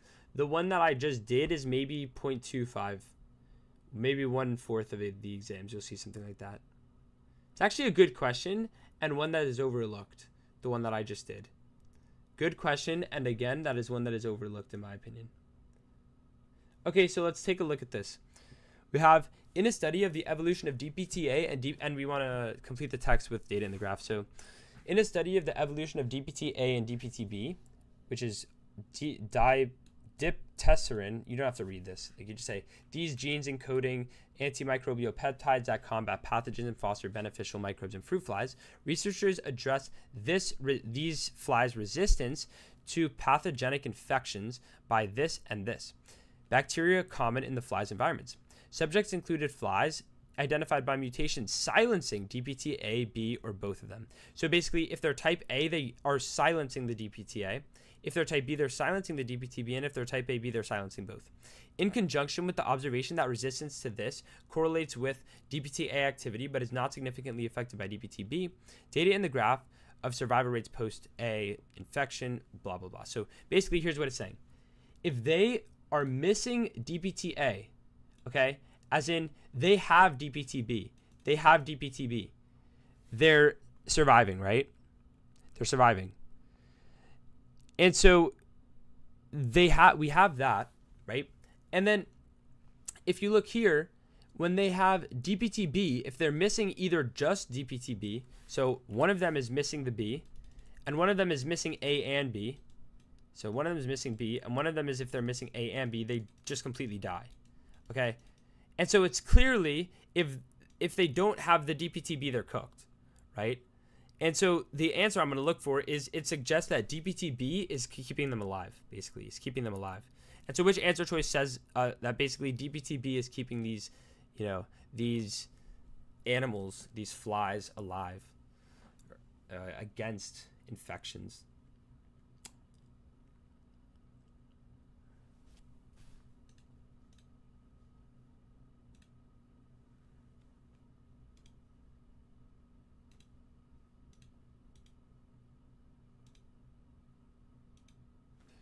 Someone says C. Yeah. Well done. All right. I feel like that's going to be it for the stream. I'm exhausted, guys. Yeah, I posted 10 videos today. I'm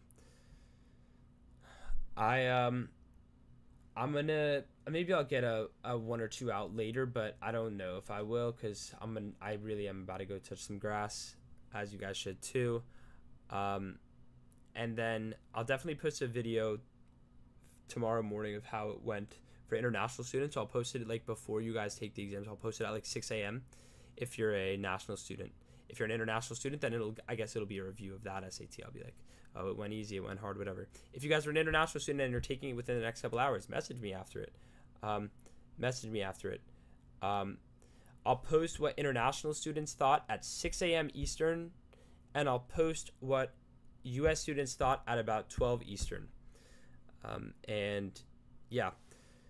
All right, guys, I'm going to, if you guys have any other questions, feel free to email me. I mean, if it's general, I'll be able to answer it. Otherwise, if I'm not at my computer, then yeah.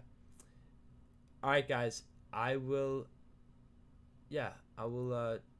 talk to you guys next time. Actually, see, this is a problem. See, now I have to wait because now I have to respond to these questions you're asking because the freaking stream is behind. But I'll post it on every account. I post it on every account except for YouTube. I don't post this stuff on YouTube.